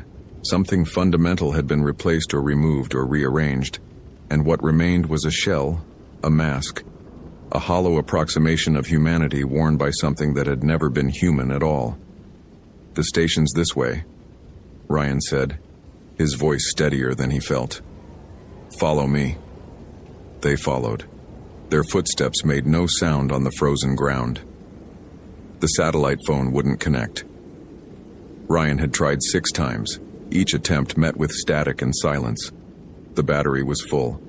The signal indicator showed strong reception, but every time he keyed the transmission, the line went dead. The Sutters sat at the table in the ranger station, watching him with those blank, empty eyes. They hadn't spoken since they'd arrived, hadn't asked for food or water, hadn't moved at all, except to sit down in perfect unison when Ryan gestured toward the chairs. "I'm going to try the emergency beacon," Ryan said, more to himself than to them. "We'll have a plane here by morning." "There's no plane coming," Greg said. His voice was different now, layered somehow as if multiple voices were speaking the same words in almost perfect synchronization. The plane isn't real anymore. The station isn't real. You're not real. You're the only real thing left, Megan added in that same layered voice. You and us. And we're not sure about us. Ryan's hand found his sidearm again. This time he drew it, holding it at his side. Barrel pointed at the floor. What happened to you out there? What did you see? The Sutters looked at each other. The motion was perfect, mirrored. Two bodies controlled by a single will. We saw the place between places, Greg said. The space where things go when they stop being real. We saw the ones who live there, Megan said. They have so many faces. They collect them. They collected ours. But we remembered wanting to come back. We remembered this place, this station, this man with the gun who asked us questions. So they let us come back. They wanted us to come back. They wanted to see what would happen. Ryan raised the weapon. His hands were shaking now, a fine tremor that he couldn't control. What are you? The Sutters smiled. The expression was identical on both faces, stretching their mouths too wide, showing too many teeth, curving their lips at angles that human faces weren't designed to achieve. We're Greg and Megan Sutter, they said in unison, their voices merging into something that wasn't a voice at all, just a sound wearing the shape of words. We came back. We're here now. They stood. And now you're going to come with us. The search team found Ryan Caldwell 3 days later, sitting on the steps of the Onion Portage Ranger Station, staring at nothing. He didn't respond to their calls, didn't react when they touched his shoulder, didn't seem to register their presence at all. The station was empty. No sign of the Sutters, no sign of struggle, no sign of anything unusual except for the satellite phone, which lay on the floor with its battery removed and its casing cracked as if someone had tried to destroy it with their bare hands. Ryan was airlifted to Fairbanks, then to Anchorage, where he spent 6 weeks in a psychiatric facility. The official diagnosis was acute dissociative disorder brought on by extended isolation. He didn't argue with the diagnosis. He didn't say anything at all, not for the first 3 weeks. When he finally started talking, he only said one thing, over and over in a voice that the nurses said didn't quite sound like his voice anymore. They came back. But they weren't the same. They came back, but they weren't the same. They came back. They came back. They came back. Greg and Megan Sutter were never found. The search teams recovered their tent, their gear, their identification. The case remained open for 2 years before being classified as missing, presumed dead. Their families held a memorial service in Anchorage, buried empty caskets in a cemetery overlooking the mountains. But sometimes, in the deep winter, bush pilots flying over Kobuk Valley report seeing figures on the tundra below, 2 of them, always 2, standing motionless in the snow looking up at the planes as they pass. The pilots radio their positions to the Park Service, and search teams are dispatched, and they find nothing. No tracks, no sign that anyone had ever been there at all. And in his room in the care facility in Juneau, Ryan Caldwell sits by the window and watches the sky. He doesn't speak anymore. Hasn't spoken in years, but sometimes when the light fades and the shadows lengthen and the silence settles in, the orderlies hear him whispering. 2 words. Always the same 2 words. They're here. And when they check on him, they find him staring at the corner of the room, at the place where the walls meet, at the space between spaces where something stands watching with a face that shifts and blurs and refuses to resolve into anything recognizable. Something that wears his smile. Something that's waiting for him to remember how to walk.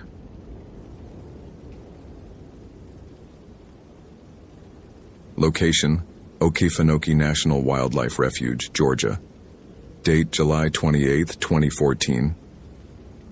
On the water in Okefenokee was the color of sweet tea left to steep too long, that deep amber black that came from centuries of decaying vegetation, leaching tannins into the slow-moving channels and cypress-shadowed pools. Chloe had been studying these waters for 3 years now. mapping the complex ecosystem of the swamp, cataloging the health of its apex predators, learning to read its moods the way some people read weather. She'd come to understand that Okefenokee wasn't a single place, but 1,000 places layered on top of each other. The surface world of water and cypress knees and Spanish moss, and something older beneath, something that had been here long before the Creek people named it Land of the Trembling Earth. This morning, like every morning for the past 2 weeks, she'd risen before dawn in her cabin at the Stephen C. Foster State Park and made her way down to the boat launch with a thermos of coffee and a growing sense of unease. The alligators were dying.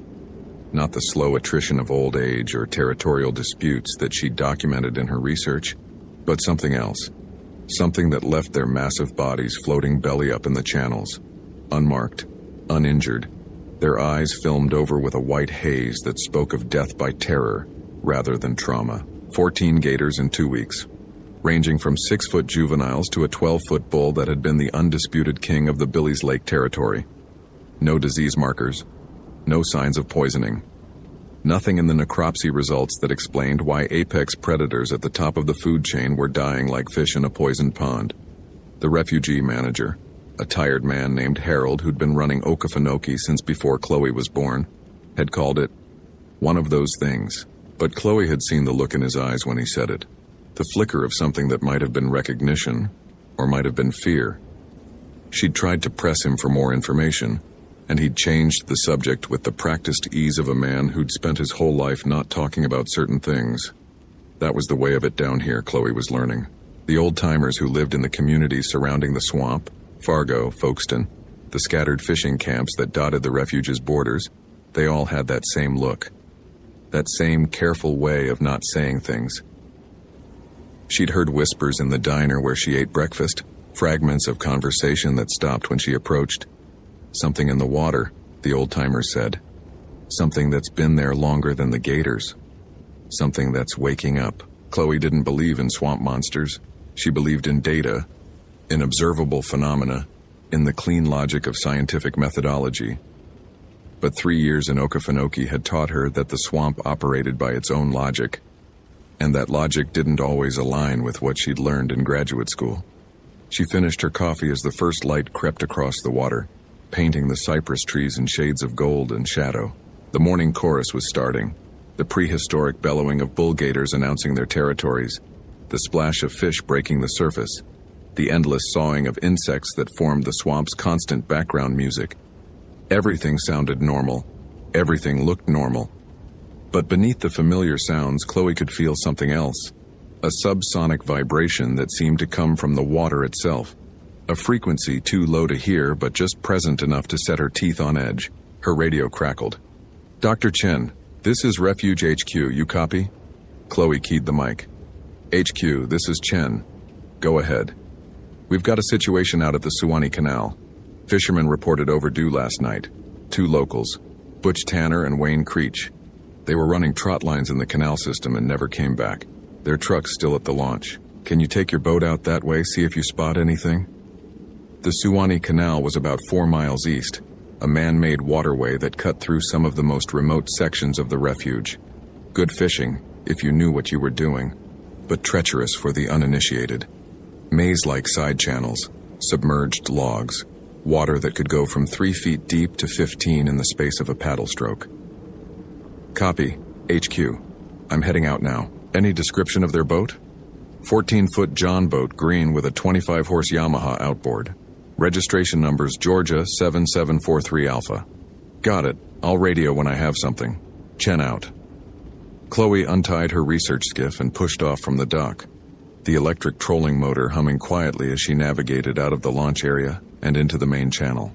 The sun was fully up now, but struggling to penetrate the canopy of cypress and tupelo that arched over the waterway, leaving the swamp in a perpetual twilight that felt more like dusk than morning.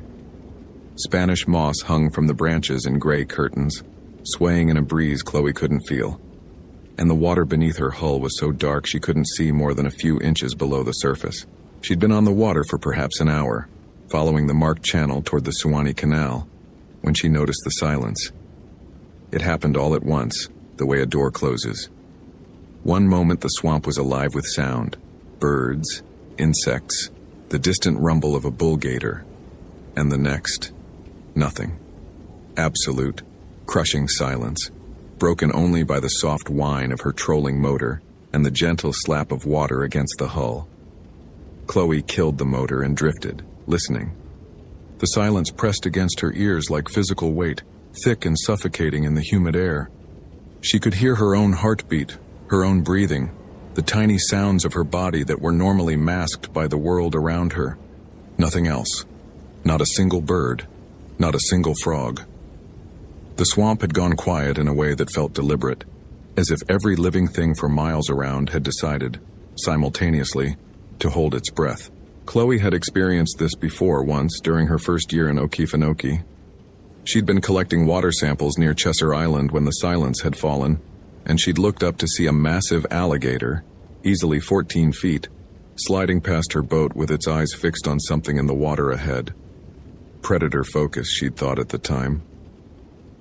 The swamp goes quiet when something dangerous is hunting.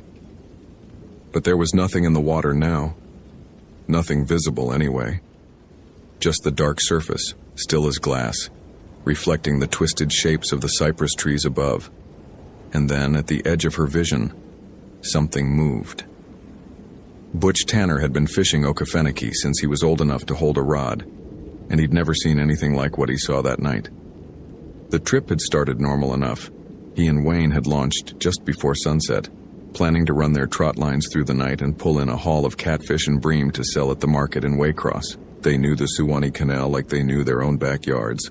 Every snag, every deep hole, every spot where the big cats like to hide. They'd been doing this run for 20 years since they were teenagers, sneaking out in Wayne's daddy's boat with a cooler full of beer and more confidence than sense. The first sign of trouble came around midnight. They were checking a line near the junction of the canal and a narrow side channel when Wayne's flashlight caught something in the water. Not a gator. They knew gators. Knew the way their eyes reflected red in a spotlight. Knew the distinctive shape of their snouts breaking the surface. This was different. Bigger. A dark mass moving just below the surface, longer than their boat by half again, leaving a wake that rocked them hard enough to slosh water over the gunnels. The hell was that? Wayne had whispered, and Butch had shushed him because suddenly the swamp was silent and Butch could feel something watching them from the darkness. Something with an intelligence that had nothing to do with animal instinct. They'd pulled anchor and headed for home. That was the smart play, the safe play, and both of them had been fishing these waters long enough to know when to cut their losses. But the channel that should have led them back to the main waterway wasn't there anymore. In its place was a wall of cypress, their trunks packed so close together, a minnow couldn't have swum between them. "This ain't right," Wayne had said, his voice climbing toward panic. "This ain't right, Butch. This channel goes straight through. It's always gone straight through." Butch didn't answer. He was staring at the cypress wall, at the way the trees seemed to lean toward their boat, their branches reaching out like fingers. The bark was wrong, too dark, almost black, and there was something growing on it. Not moss, not lichen, something that looked almost like scales. They tried another channel. Same result. Another wall of trees that shouldn't have been there. Another dead end in a waterway Butch had navigated 1,000 times. The swamp was closing around them, he realized, folding in on itself, trapping them in a space that was getting smaller with every turn. That was when they heard the singing. It came from everywhere and nowhere. A low humming sound that wasn't quite music and wasn't quite words. It vibrated through the water, through the hull of the boat, through Butch's bones. Wayne clapped his hands over his ears and started praying. The Lord's Prayer, the words tumbling out in a breathless rush. But Butch couldn't look away from the water, from the dark shape that was rising toward the surface. It was bigger than anything that should exist. That was Butch's first coherent thought, the last rational observation his mind would make before terror took over completely. Bigger than any gator, bigger than any fish, bigger than the boat they sat in. The shape broke the surface perhaps 20 feet away, and in the beam of his flashlight, Butch saw something that would haunt whatever remained of his life. A head, vaguely serpentine, but with features that suggested something older, something that had been swimming these waters before the first human ever set foot in Georgia. eyes that reflected the light with a deep amber glow, the same color as the water itself. A mouth that opened to reveal rows of teeth, not sharp like a predator's, but flat, grinding, the teeth of something that didn't need to chase its prey because its prey couldn't escape. The singing grew louder. Butch felt his hands moving of their own accord, reaching toward the water, toward the thing that waited there. Beside him, Wayne had stopped praying and was doing the same, his eyes glassy, his face slack with something that might have been terror, or might have been rapture. "Don't fight it," a voice said, and Butch realized it was coming from his own mouth, words in a language he didn't speak but somehow understood. "Don't fight it. The water's been waiting for you. The water's been waiting so long." The boat tipped. The dark water closed over Butch's head. And then there was only the singing, and the cold, and the feeling of something ancient wrapping around him like a mother's arms. Chloe found the boat at the junction of the Suwannee Canal and the side channel the locals called Dead Man's Cut, a name she'd always assumed was colorful exaggeration. The John boat was floating upside down, its green hull sun-bleached to the color of old limes, the outboard motor hanging at an angle that suggested violent capsizing rather than gradual swamping. No sign of the fishermen, no sign of struggle. Just an empty boat and the silence that had followed Chloe since she'd entered this section of the swamp. "HQ, this is Chen. I've found the vessel at the junction of Suwannee Canal and Dead Man's Cut. Boat is capsized, no sign of the occupants. I'm going to search the immediate area." Static. Then faintly, "Chen, copy. Careful. HQ, say again? You're breaking up." Nothing. Just the hiss of dead air, and beneath it, something that might have been breathing, slow and deep and patient. Chloe turned the radio off. She maneuvered her skiff alongside the capsized John boat, using her paddle to probe the water around it. The depth here was impossible to gauge. Her paddle went down 4 feet, 5 feet, 6 feet, and never touched bottom. The tannin-dark water revealed nothing, its surface smooth as obsidian, reflecting her face back at her in distorted fragments. There was a smell, she realized. Not the usual swamp smell of decay and vegetation, but something older. Something that made her think of deep ocean trenches and the things that lived in darkness, where sunlight never reached. It was coming from the water itself, rising up in waves that intensified whenever her boat drifted closer to the capsized John boat. Chloe reached over the side to grab the John boat's hull, intending to right it and check for any evidence of what had happened. The moment her fingers touched the surface, the water beneath her skiff erupted. She had an impression of size, vast, incomprehensible size, and of movement that was far too fast for something so large. Her skiff rocked violently, throwing her against the gunwale hard enough to bruise ribs. Water slopped over the sides. That dark tea-colored water that suddenly felt less like water and more like something else. Something that clung to her skin with an almost hungry persistence. And she saw it, just for a moment in the chaos of spray and motion. A shape beneath the surface, longer than her boat, longer than any living thing had a right to be. Scales that caught the filtered sunlight and threw it back in amber glints.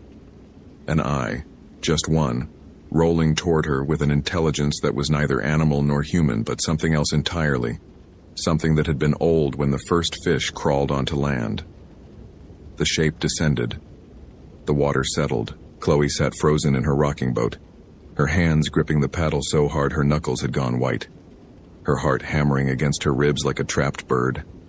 The silence was total now. Even her own breathing seemed muffled, as if the swamp were wrapping itself around her, isolating her from the rest of the world. "Okay," she whispered, and her voice sounded thin and strange in the vacuum of sound. "Okay, time to go." She reached for the trolling motor and stopped. There was a man standing on the water. Not in the water. On it. Perhaps 30 feet away at the edge of the channel where the cypress trees crowded close to the bank. He was wearing overalls and a checked shirt, the kind of outfit she'd seen on 100 local fishermen, and he was looking at her with an expression of terrible sadness. "You shouldn't have come here," the man said. His voice carried clearly across the water. impossible clarity in the dead silence. This ain't a place for the living anymore. Who are you? Chloe's voice cracked. How are you standing on the water? The man smiled, and his smile was wrong. Too wide, showing too many teeth. I'm Butch, he said. I used to be Butch. Now I'm part of it. We're all part of it now, everyone who ever drowned in these waters, everyone who ever got lost and couldn't find their way back. It collects us. It keeps us. And it's been so lonely, Dr. Chen. So lonely for so long. The water around Chloe's boat began to move. Not waves. Something beneath the surface, circling, tightening like a noose. It knows your name, Butch continued, and his voice was changing, becoming something deeper, something that resonated in frequencies human vocal cords couldn't produce. It's known your name since you first came to these waters. It's been watching you. It's been waiting. The alligators were offerings, gifts, to show you what it could do, to show you why you should be afraid. Chloe grabbed her paddle and drove it into the water, pushing off from nothing, trying to build momentum toward the main channel. Her skiff lurched forward, once, twice, and stopped dead, as if something had grabbed the hull from beneath. You can't leave, Butch said, and now there were others appearing beside him, figures emerging from the trees, stepping onto the water's surface with the casual ease of people walking on solid ground. A woman in a sundress that might have been fashionable 50 years ago. A boy in shorts no older than 10. An old man with a fishing rod still clutched in his transparent hands. Dozens of them, hundreds maybe, all watching her with eyes that glowed amber in the swamp's perpetual twilight. It's not so bad, the boy said, and his voice was the voice of something ancient speaking through a child's mouth. You don't feel anything after the first part. You just become part of the water, part of the singing. You'll understand. Everyone understands eventually. The water began to rise. Chloe screamed then, a sound she didn't recognize as coming from her own throat. She stabbed her paddle into the dark water again and again, fighting for purchase, fighting for distance, fighting against the current that was pulling her toward the gathered dead.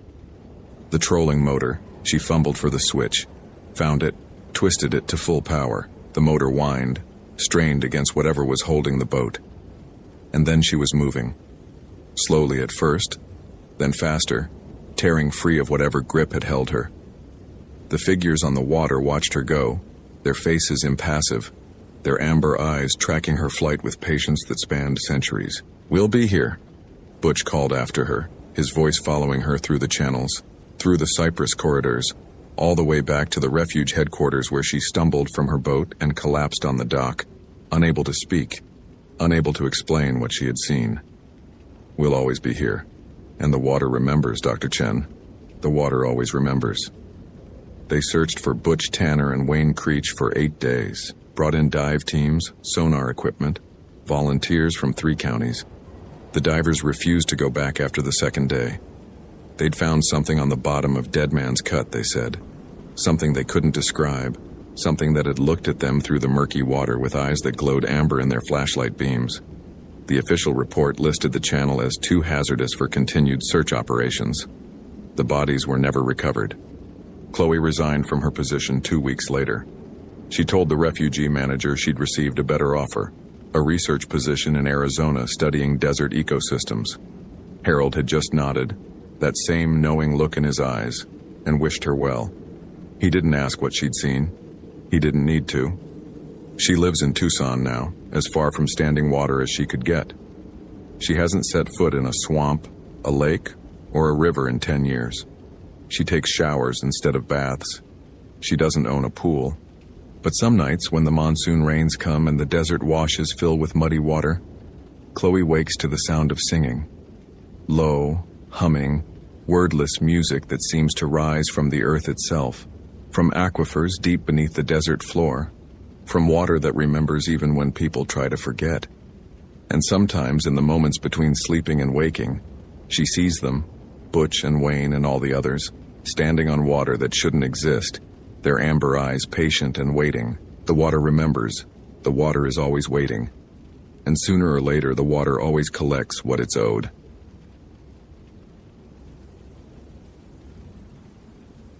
Location: Voyageurs National Park, Minnesota. Date: February 2, 2003. The alarm on James Whitmore's watch chimed at 5 in the morning, pulling him from a sleep that had been shallow and troubled. The ranger station was cold, his breath visible in the beam of his flashlight as he swung his feet out of the narrow cot and onto the frozen floor. February in Voyageurs National Park was a particular kind of harsh. The lake had been frozen solid for 6 weeks now. The winter had carved away everything that even remotely resembled comfort, and the nearest other human being was 47 miles away at the main park headquarters in International Falls. James had chosen this posting specifically because of the isolation. He was a ranger with 13 years of experience in the National Park Service, and he had spent the first 10 of those at popular parks, where summer crowds pressed against the infrastructure, where visitor safety was a daily negotiation between education and enforcement. After a divorce that had taken more than his marriage, and a job stress that had started manifesting as physical symptoms he didn't want to name, James had requested a winter season assignment to Voyageurs' northern sector, somewhere quiet, somewhere where the only person he had to manage was himself. He dressed in the darkness: thermal base layers, heavy wool socks, flannel shirt, down-filled parka, insulated gloves. The station's thermostat read -22 degrees Fahrenheit. Outside, the wind was running at sustained speeds of 23 miles per hour, with gusts exceeding 30. The National Weather Service had issued a winter weather advisory that extended through the following afternoon. All but essential personnel had been authorized to shelter in place. James was essential personnel.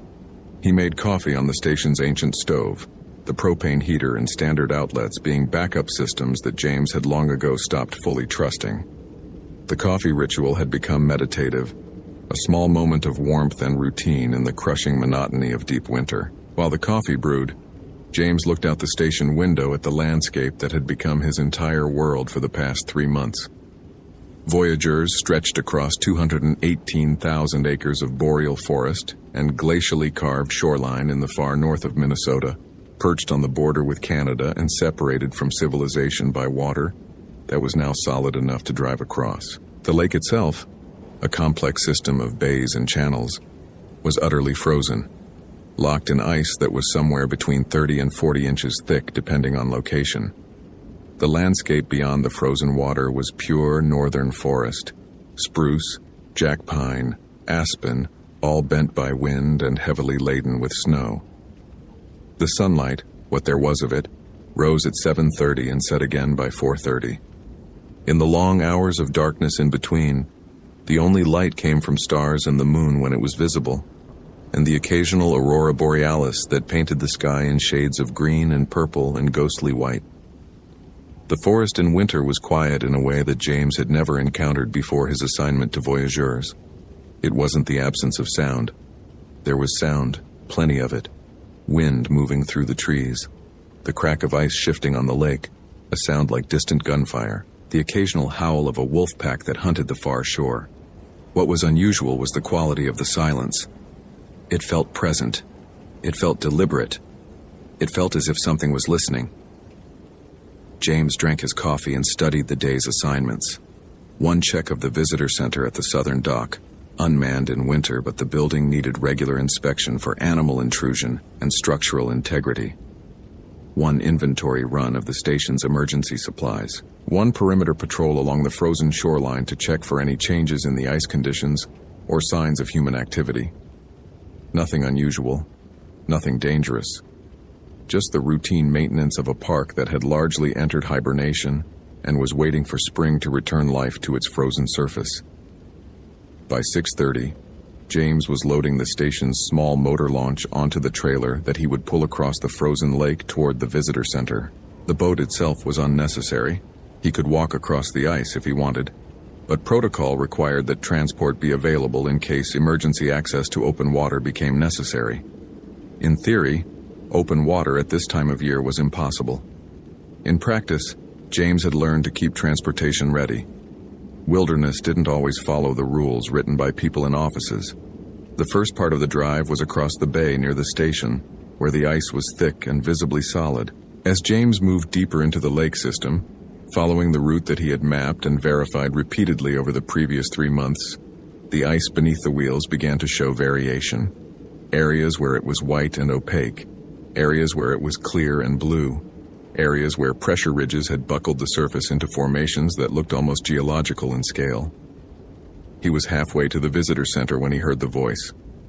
It came through the frozen landscape, carried on the wind that was gusting across the open ice. A voice calling his name. A woman's voice. A voice he recognized absolutely, with a certainty that made his chest tighten and his hands grip the steering wheel involuntarily. It was his ex-wife's voice. Sarah, who had left him 18 months ago, who had moved to California, who should have been 3,000 miles away instead of somehow calling to him across the frozen lake in February. James stopped the truck. The engine idled, the heater running full blast, blowing warm air that fogged the windshield. He looked out at the landscape around him. Nothing but ice and distance and the dark shapes of trees on the far shoreline. He keyed the radio on the dashboard. "Station, this is Unit 1 Mobile. I'm hearing something unusual on the ice. Sound distortion, probably wind. Continuing to visitor center. Will advise." The response came back fragmentary, the signal weak at this distance. "Copy Unit 1. Visibility. Be careful. Ice conditions." James acknowledged and continued driving. The voice didn't come again. The wind moved across the ice, making sounds that could almost be human speech if a person was tired enough, isolated enough, lonely enough to want them to be. What James didn't know was that Victoria Walsh, a backcountry researcher from the University of Minnesota, had been missing from her research camp since the previous afternoon. Victoria had arrived at Voyageurs 3 weeks earlier on a grant to study wolfpack behavior during winter. She had established a research camp on the northern shore of the lake, roughly 8 miles from the nearest ranger station. She was an experienced wildlife researcher, a woman who had spent the last 6 years studying carnivore predation patterns in boreal forests. She had supplied her camp with everything needed for a 3-month research season: food, medical supplies, communication equipment, shelter rated for temperatures down to -40 degrees. She had disappeared while doing a routine tracking expedition, following a wolf pack that had been active in the area for the preceding week. The last communication she had sent was via satellite phone to her research coordinator on February 1st, in the early afternoon. Following pack to the northwest. Beautiful animals. Behavior today is unusual. They're hunting something larger than their normal prey base. Almost coordinated. Organized. Will report again by 1800 hours. The message had been received. No follow-up communication had come. When Victoria's research camp was discovered to be abandoned and her equipment still in place, an alert had been issued. But the winter conditions and the extreme isolation meant that search and rescue operations couldn't be mounted until conditions improved. The closest authorities to Voyageurs were stretched thin, covering a vast geographic area.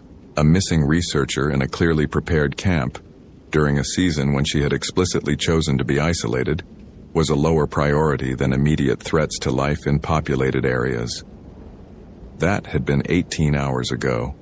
Victoria's reality had diverged from normal human experience sometime during the early morning hours of February 2nd. She had been following the wolf pack, tracking their movements through a stretch of boreal forest, roughly 4 miles northwest of her camp. The wolves were beautiful. A large pack, perhaps 12 animals, moving with the coordinated precision of a hunting unit that had spent years learning to work together. But something about their behavior was different from what Victoria had observed before. They weren't moving randomly or following a scent trail in the pattern that predators typically followed. They were herding. They were moving in a pattern that suggested they were driving something ahead of them, driving it toward a specific location. Victoria had become so focused on documenting this unusual behavior that she had stopped paying attention to her own location. She had stopped checking her GPS, stopped marking her position, stopped doing the basic wilderness safety protocols that she had taught herself through 6 years of field research. By the time she realized that the landscape was no longer matching her mental map of the area, she had walked far deeper into the forest than she had intended. The wolves had faded away into the darkness. Victoria was alone in a landscape of thick spruce trees and deep snow. with only her snowshoes and her growing panic for company. She had tried to navigate back to the camp using landmarks, but the landmarks didn't look right. The trees were too similar. The terrain seemed to repeat. She would be certain she was moving southeast, following the river valley that would lead back to civilization, and then she would recognize a distinctive spruce tree that she had already passed, a formation of rocks that she had already noted. The forest was circling back on itself, or she was circling back on herself. Victoria couldn't determine which, and the distinction seemed increasingly irrelevant. It was when she finally stopped, exhausted and disoriented, that she noticed the smell. It was a smell of something old and organic, a smell of decay and something worse than decay, a smell of predation and hunger, the smell of something that had been eating things, eating them poorly, leaving scraps and remains to rot in the cold. The smell seemed to be coming from somewhere ahead of her, deeper into the forest. Victoria should have turned back. Her training, her experience, every instinct she had cultivated through years of working safely in wilderness environments was screaming at her to retrace her steps and return to camp. But underneath the fear was curiosity. That's what her dissertation advisor had always said about Victoria, what her colleagues knew about her. She had an almost reckless curiosity about animal behavior, a willingness to follow patterns and phenomena deeper than wisdom dictated. She moved toward the smell. The source of the odor was a clearing, roughly 100 meters in circumference, surrounded by dense spruce trees. In the center of the clearing was something that made Victoria's mind struggle to process what she was seeing. It was a shape, a bipedal shape, roughly human-sized but definitely not human. It was covered in what might have been fur, or might have been skin, or might have been something that was neither and both. It was crouched over something on the ground, something that was definitely human-sized, definitely a body, definitely the remains of something that had once been a living person. Victoria's scream came out as a choked gasp. The shape turned toward her. It was then that Victoria understood with a terrible clarity that the wolves hadn't been hunting at all. They had been herding. They had been herding something for a specific predator. They had been working with it, coordinated and patient, driving prey into a location where something ancient and hungry was waiting. The shape made a sound, not a howl, not an animal sound of any kind. It was a sound like wind moving through a cave, like the sound of something very large trying to produce human speech from a mouth that had never been shaped for language. When it spoke, it used a woman's voice. A woman's voice that sounded almost like Victoria's own voice, but slightly wrong, the intonation off, the emphasis in the wrong places. "Don't run," the thing said. "I've been waiting for you. I've been hungry for so very long." Victoria ran. She crashed through the snow and underbrush, her snowshoes catching and tearing, one of them coming loose completely. She was half running, half falling through the forest, her vision blurred with panic and cold-induced tears that froze immediately on her face. Behind her, she could hear it moving. It was very fast, faster than something so large should be able to move through heavy snow. She could hear its breathing, a sound like wind moving through dead branches, and underneath that, a sound of anticipation, hunger, a hunger that had been building for longer than Victoria could comprehend. She ran until her lungs were burning and her legs wouldn't cooperate. She ran until she fell, face first into a snowbank so deep that she disappeared completely beneath the surface. She lay there gasping, trying to control her breathing so that the sound of her panic wouldn't give away her position. The thing moved past her. She could hear it, perhaps only 15 feet away, circling, searching. It made that horrible sound again. The sound of attempted human speech mangled into something predatory and wrong. It was calling her name. It was calling her name using her own voice, perfectly mimicked, preserved from the moment she had screamed it. Victoria stayed buried in the snow until the sound of its movement faded. Then she waited longer. Long enough to be certain it was gone, long enough for the cold to begin seeping into her body with a persistence that made her movements sluggish and her thinking confused. She crawled out of the snow and started walking. Not toward camp, away. Just away from the thing in the forest. Away from the clearing where bodies were being collected and consumed. away from a predator that seemed to move with absolute knowledge of the landscape, that seemed to understand what prey would do, before the prey understood it themselves. By the time morning came, a morning that never got particularly bright, just a slight lessening of the darkness, Victoria was completely lost. She had no idea which direction led to camp, which direction led to civilization, which direction led deeper into the wilderness. She had no idea if she was walking toward rescue or toward a deeper isolation that would eventually kill her just as effectively as the thing that was hunting her. All she knew was that the thing was still there, still hunting her, still circling, moving in and out of her field of vision, sometimes close enough that she could hear its breathing, sometimes far enough away that she could almost convince herself that it had moved on. Sometimes it called to her using her own voice. Sometimes it called using the voice of the researcher who had gone missing the winter before. Sometimes it called using voices she didn't recognize, but that sounded so desperately human that she nearly responded before she caught herself. James finished his station checks by early afternoon. The visitor center was secure, the supplies were logged, and the equipment was functional. He had maintained the protocols that kept him sane in the isolation: task completion, routine verification, procedural adherence. The rituals of professional responsibility were a bulwark against the creeping sense of wrongness that he had been experiencing since arriving at Voyageurs. The drive back to the station was supposed to take roughly an hour across the frozen lake. The route was clear, the ice conditions were consistent, and there were no weather advisories that would prevent safe transit. He never made it back to the station.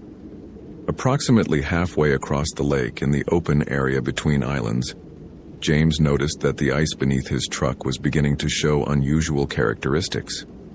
The color was changing, shifting from white to a dark blue, then to a black that was so absolute it seemed to absorb light. The truck's wheels were no longer crunching on solid ice. They were moving through something that looked like ice, but that seemed to be absorbing the sound of his passage, muffling it, deadening it. James stopped the truck. He got out and examined the ice directly. It felt cold, standard for February on an Arctic lake, but when he pressed his hand against it, he felt something moving beneath the surface. Not fish. Something larger. Something that was moving with deliberate intelligence. That's when he heard Victoria calling. She was calling from somewhere out on the ice. Not visible, obscured by the slight haze that the wind was creating, but definitely there. She was calling his name, calling it the way a person calls for help, with desperation and fear and the terrible certainty of someone who knows they are about to die. James! Oh God, James, please help me. It's still here. It's still hunting. James moved toward the sound. Later he would question whether he had made a conscious decision, or whether something about the call, something in the way his own name was spoken with such desperate need, had simply overridden his ability to think rationally. He was 20 feet from his truck when he saw her. It was Victoria Walsh, or a very good approximation of Victoria Walsh. She was standing on the dark ice, her clothes tattered, her skin pale with cold, her eyes wide and desperate. She was reaching toward him. "It's going to kill me," she said. "It's been hunting me since yesterday. It has so many voices. It keeps calling to me. It took my research partner last year. I can hear her. I can hear her voice coming from inside it. Please, please help me." James was running toward her before he had fully processed what he was seeing. She was in trouble. She needed help. Every instinct screamed that this was wrong, that he was making a mistake, that the ice beneath him was no longer solid and he should not be running toward something that didn't make sense. But she needed help. Victoria reached out and grabbed his hand. Her fingers were ice cold, her grip desperate. She pulled him, trying to drag him forward on the ice. "Run," she said. "We have to run. It's coming. It can move under the ice. It can come up anywhere. We have to get to land." James looked behind them. He saw nothing. Just darkness and ice and wind. But he heard something. A sound beneath the ice, moving parallel to them. A sound like something enormous moving through water with a terrible, patient hunger. He ran with Victoria toward the shore. The ice cracked beneath their feet. not the normal surface cracking from temperature expansion, but deep cracks that suggested the frozen surface was fracturing under pressure from below. Something was moving underneath, something large enough to crack ice from beneath. They were perhaps 50 meters from the shore when the ice beneath them simply ceased to exist. They fell into water that was so cold it seemed to stop time itself. James went under completely, his breath driven from his lungs by the shock of the temperature. He surged back to the surface, gasping, his entire body already beginning to seize from the cold. Victoria was beside him, her mouth open in a scream that produced no sound, only air. She was trying to swim toward the ice shelf at the edge of the lake, but the cold was already compromising her motor control. That's when James saw it. It rose from beneath them, a shape so large that it displaced water like a submarine surfacing. It had skin that was gray and hairless, and covered in what looked like old scars. It had a face that was almost human, but stretched, distorted, shaped by centuries of predation into something that only approximated the human form. It had eyes that were sunken and hungry, and reflecting James's flashlight beam like something ancient looking back from the bottom of the world. It had teeth, so many teeth. Teeth that overlapped, that seemed to continue far back into its throat. Teeth that suggested a mouth designed for consuming things, for tearing, for eating in a way that was divorced from any normal predatory behavior. The thing opened that mouth and spoke. It spoke in Victoria's voice perfectly, with every inflection and tone precisely preserved. "Welcome to the hunger, James. I've been waiting for you. I've been hungry for you since the beginning." James understood in that moment that Victoria was no longer in the water with him, that Victoria had been dead for hours, that what he was pulling toward the ice shelf was not a human being, but a lure, a reproduction, a tool that the hunger used to bring prey to itself. He let go of her. She sank beneath the dark water without struggle. The cold was becoming everything. James's muscles were no longer responding to conscious command. His vision was beginning to tunnel. He had perhaps 2 minutes before hypothermia would claim him completely. The thing reached for him with hands that were almost human, but with fingers that were far too long, far too articulated, capable of movements that human joints couldn't achieve. Its fingers brushed his shoulder and James felt pain, not from cold, but from the contact itself, a sensation of being marked, evaluated, prepared. It pulled him under. The official report on the disappearance of Ranger James Whitmore and researcher Victoria Walsh noted that both individuals had likely fallen through thin ice while conducting routine patrols near the frozen lake system. The ice had been stable according to initial readings, but pressure ridges and warming trends could have created weak spots. Both individuals were highly experienced wilderness operators. Their bodies have never been recovered. The circumstances were determined to be consistent with accidental death through drowning and hypothermia. The incident was classified as a cold water fatality and closed after standard SAR operations were suspended due to winter weather and dangerous conditions. 3 months later, when the ice began to thaw in spring, a fishing vessel would discover something unusual near the northern shore of Voyageurs Lake. It was a body that seemed to have been in the water for far longer than 3 months. It was wearing clothes from the 1970s. It was partially consumed, and the ranger station crew would note with great confusion that the body appeared to be smiling. But that discovery would come after the spring thaw. In February, the winter kept its secrets beneath the ice, and in the deep cold, in the places where the water never froze completely, something moved through the depths with satisfaction. It had fed. It had added new voices to its collection. It had marked the landscape with human remains that would take decades to be discovered, if they were ever discovered at all. The Wendigo had been waiting in those waters for centuries. It had learned to hunt with patience. It had learned to use the wolf packs as tools, herding prey toward its feeding grounds. It had learned to mimic human voices so perfectly that humans would run toward their own deaths, drawn by the voices of people they loved, people who had already been consumed, people whose essence the Wendigo had absorbed through the act of feeding. It would wait now for the next human who ventured into its territory. It would wait with the patience of something that had centuries to refine its hunger. It would learn new voices, new names, new methods of calling the living down into the dark, cold places where it could consume them slowly, methodically, preserving their voices for future hunts. In the spring, rangers would find the visitor center strangely disturbed. There were ice patterns on the inside of the windows that resembled faces. There were marks on the walls that looked like fingernail scratches, though the patterns were too large, too deliberately spaced to match any human hand. And in the supply log of James Whitmore's final entries, the maintenance crew would discover a note written in handwriting that was almost James's own, but slightly off, the letter formations uncertain. The cold is beautiful here. I understand it now. I understand the hunger. I'm not afraid anymore. I'm ready to let it in. I'm ready to join the voices beneath the ice. I can hear them calling. Victoria is here. Everyone is here. Everyone is home. No one would ever determine if the note had been written by James before he died, or if it had been written by something pretending to be James after his death. No one would ever understand the distinction.